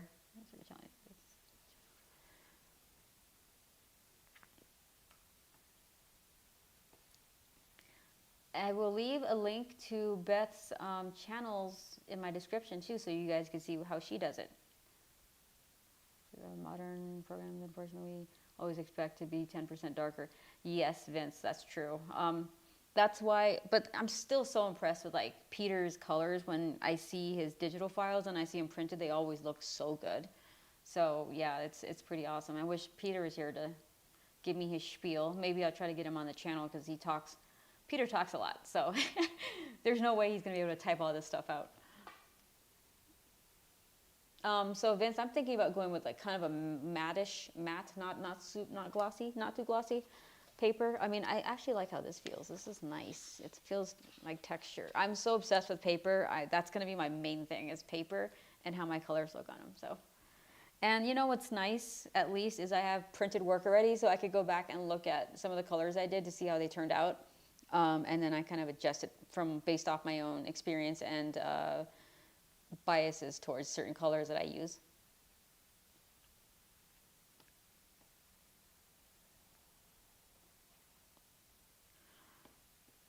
So I think I'm going to take a break and take a step back from this one, which is also important.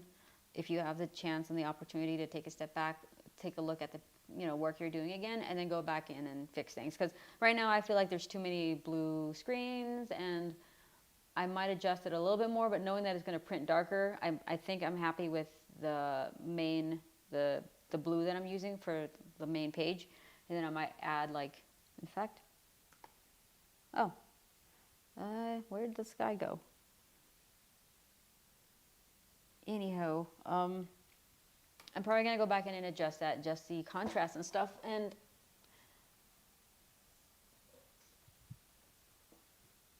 agreed, Vince. Yes, exactly. So it's like it's like a balancing act. And I think that's what's fun about printing comic books, right? It's balance between what you want and what you could afford and what's the most important aspect of it. So to me, that's the fun part.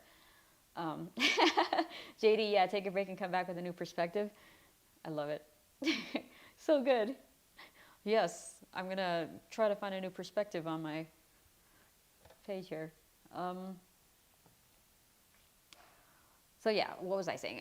So I'm going to come back in and make a few adjustments and see where it goes. And I might even print it out on my cheap little printer, see how it turns out. Because usually when you print it on the cheaper paper, it turns out a little darker. So you have an idea of like if it's too dark or not. So next week, you know, I'm working on like a teaser image right now that I'm going to put on the, you know, like that's going to be all over the internet, hopefully, or all my social medias and stuff. And so I'm working on a teaser image right now. I'm penciling it. So I'm going to try to find something else that might be fun for us to dive into. But I'll definitely show you guys how this looked after I've done everything to it and kind of explain it for about 5 to 10 minutes. And then I'll jump into something else. But definitely next Saturday again, you guys, if that's okay with you. Vince, I need you there right away.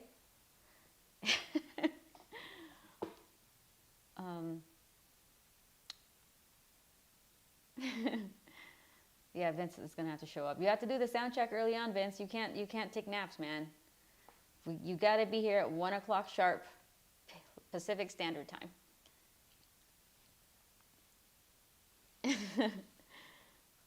So hopefully I'll have more news for the Kickstarter next week. I'm working on the final details right now. So, and then we gotta wait for like an approval period, and then you guys will get to see what we have going. Oh yeah, well, while you guys are waiting for next week, I'm going to have a few more pages colored, so maybe I'll show you that as well. So that you see the preview pages here first, and then you'll see it on the Kickstarter page. So you get to join me on this journey, and then you're helping me out with like designing a bar, arcade, comic book shop, you know, stuff like that. All right, you guys, thank you so much for hanging out with me again. I will see you guys next Saturday. And please leave a comment in the chat if there's anything else I missed or you guys have any suggestions. And I promised you I was going to put all those links on my description, so I'll do that after this. So after I go hiking, actually, I'm going to go hiking and then come back and then do that. So maybe in an hour and a half or so, I have more info on the description. So please sign up for the mailing list to get notified when the pre-launch page happens on YouTube. YouTube on Kickstarter. And then make sure you verify your subscription as well in your email in case it goes into spam. And we'll have some goodies for you. See you guys later. I am going to end it right now. Love you guys. Bye. Oh yeah, I'm gonna disappear. Bye, Beth. Thank you for hanging out with me. Bye, Arthur. Bye, Richard, JD, Vince, Chuck, Audio Cafe, Detective Buckets. Trevor, Sketch Art by Mark. I love your names. I love how fast I'm trying to say it. It's like tongue twisters. Mighty R, Richard, State of the Art. Okay, guys, love you. See you next week.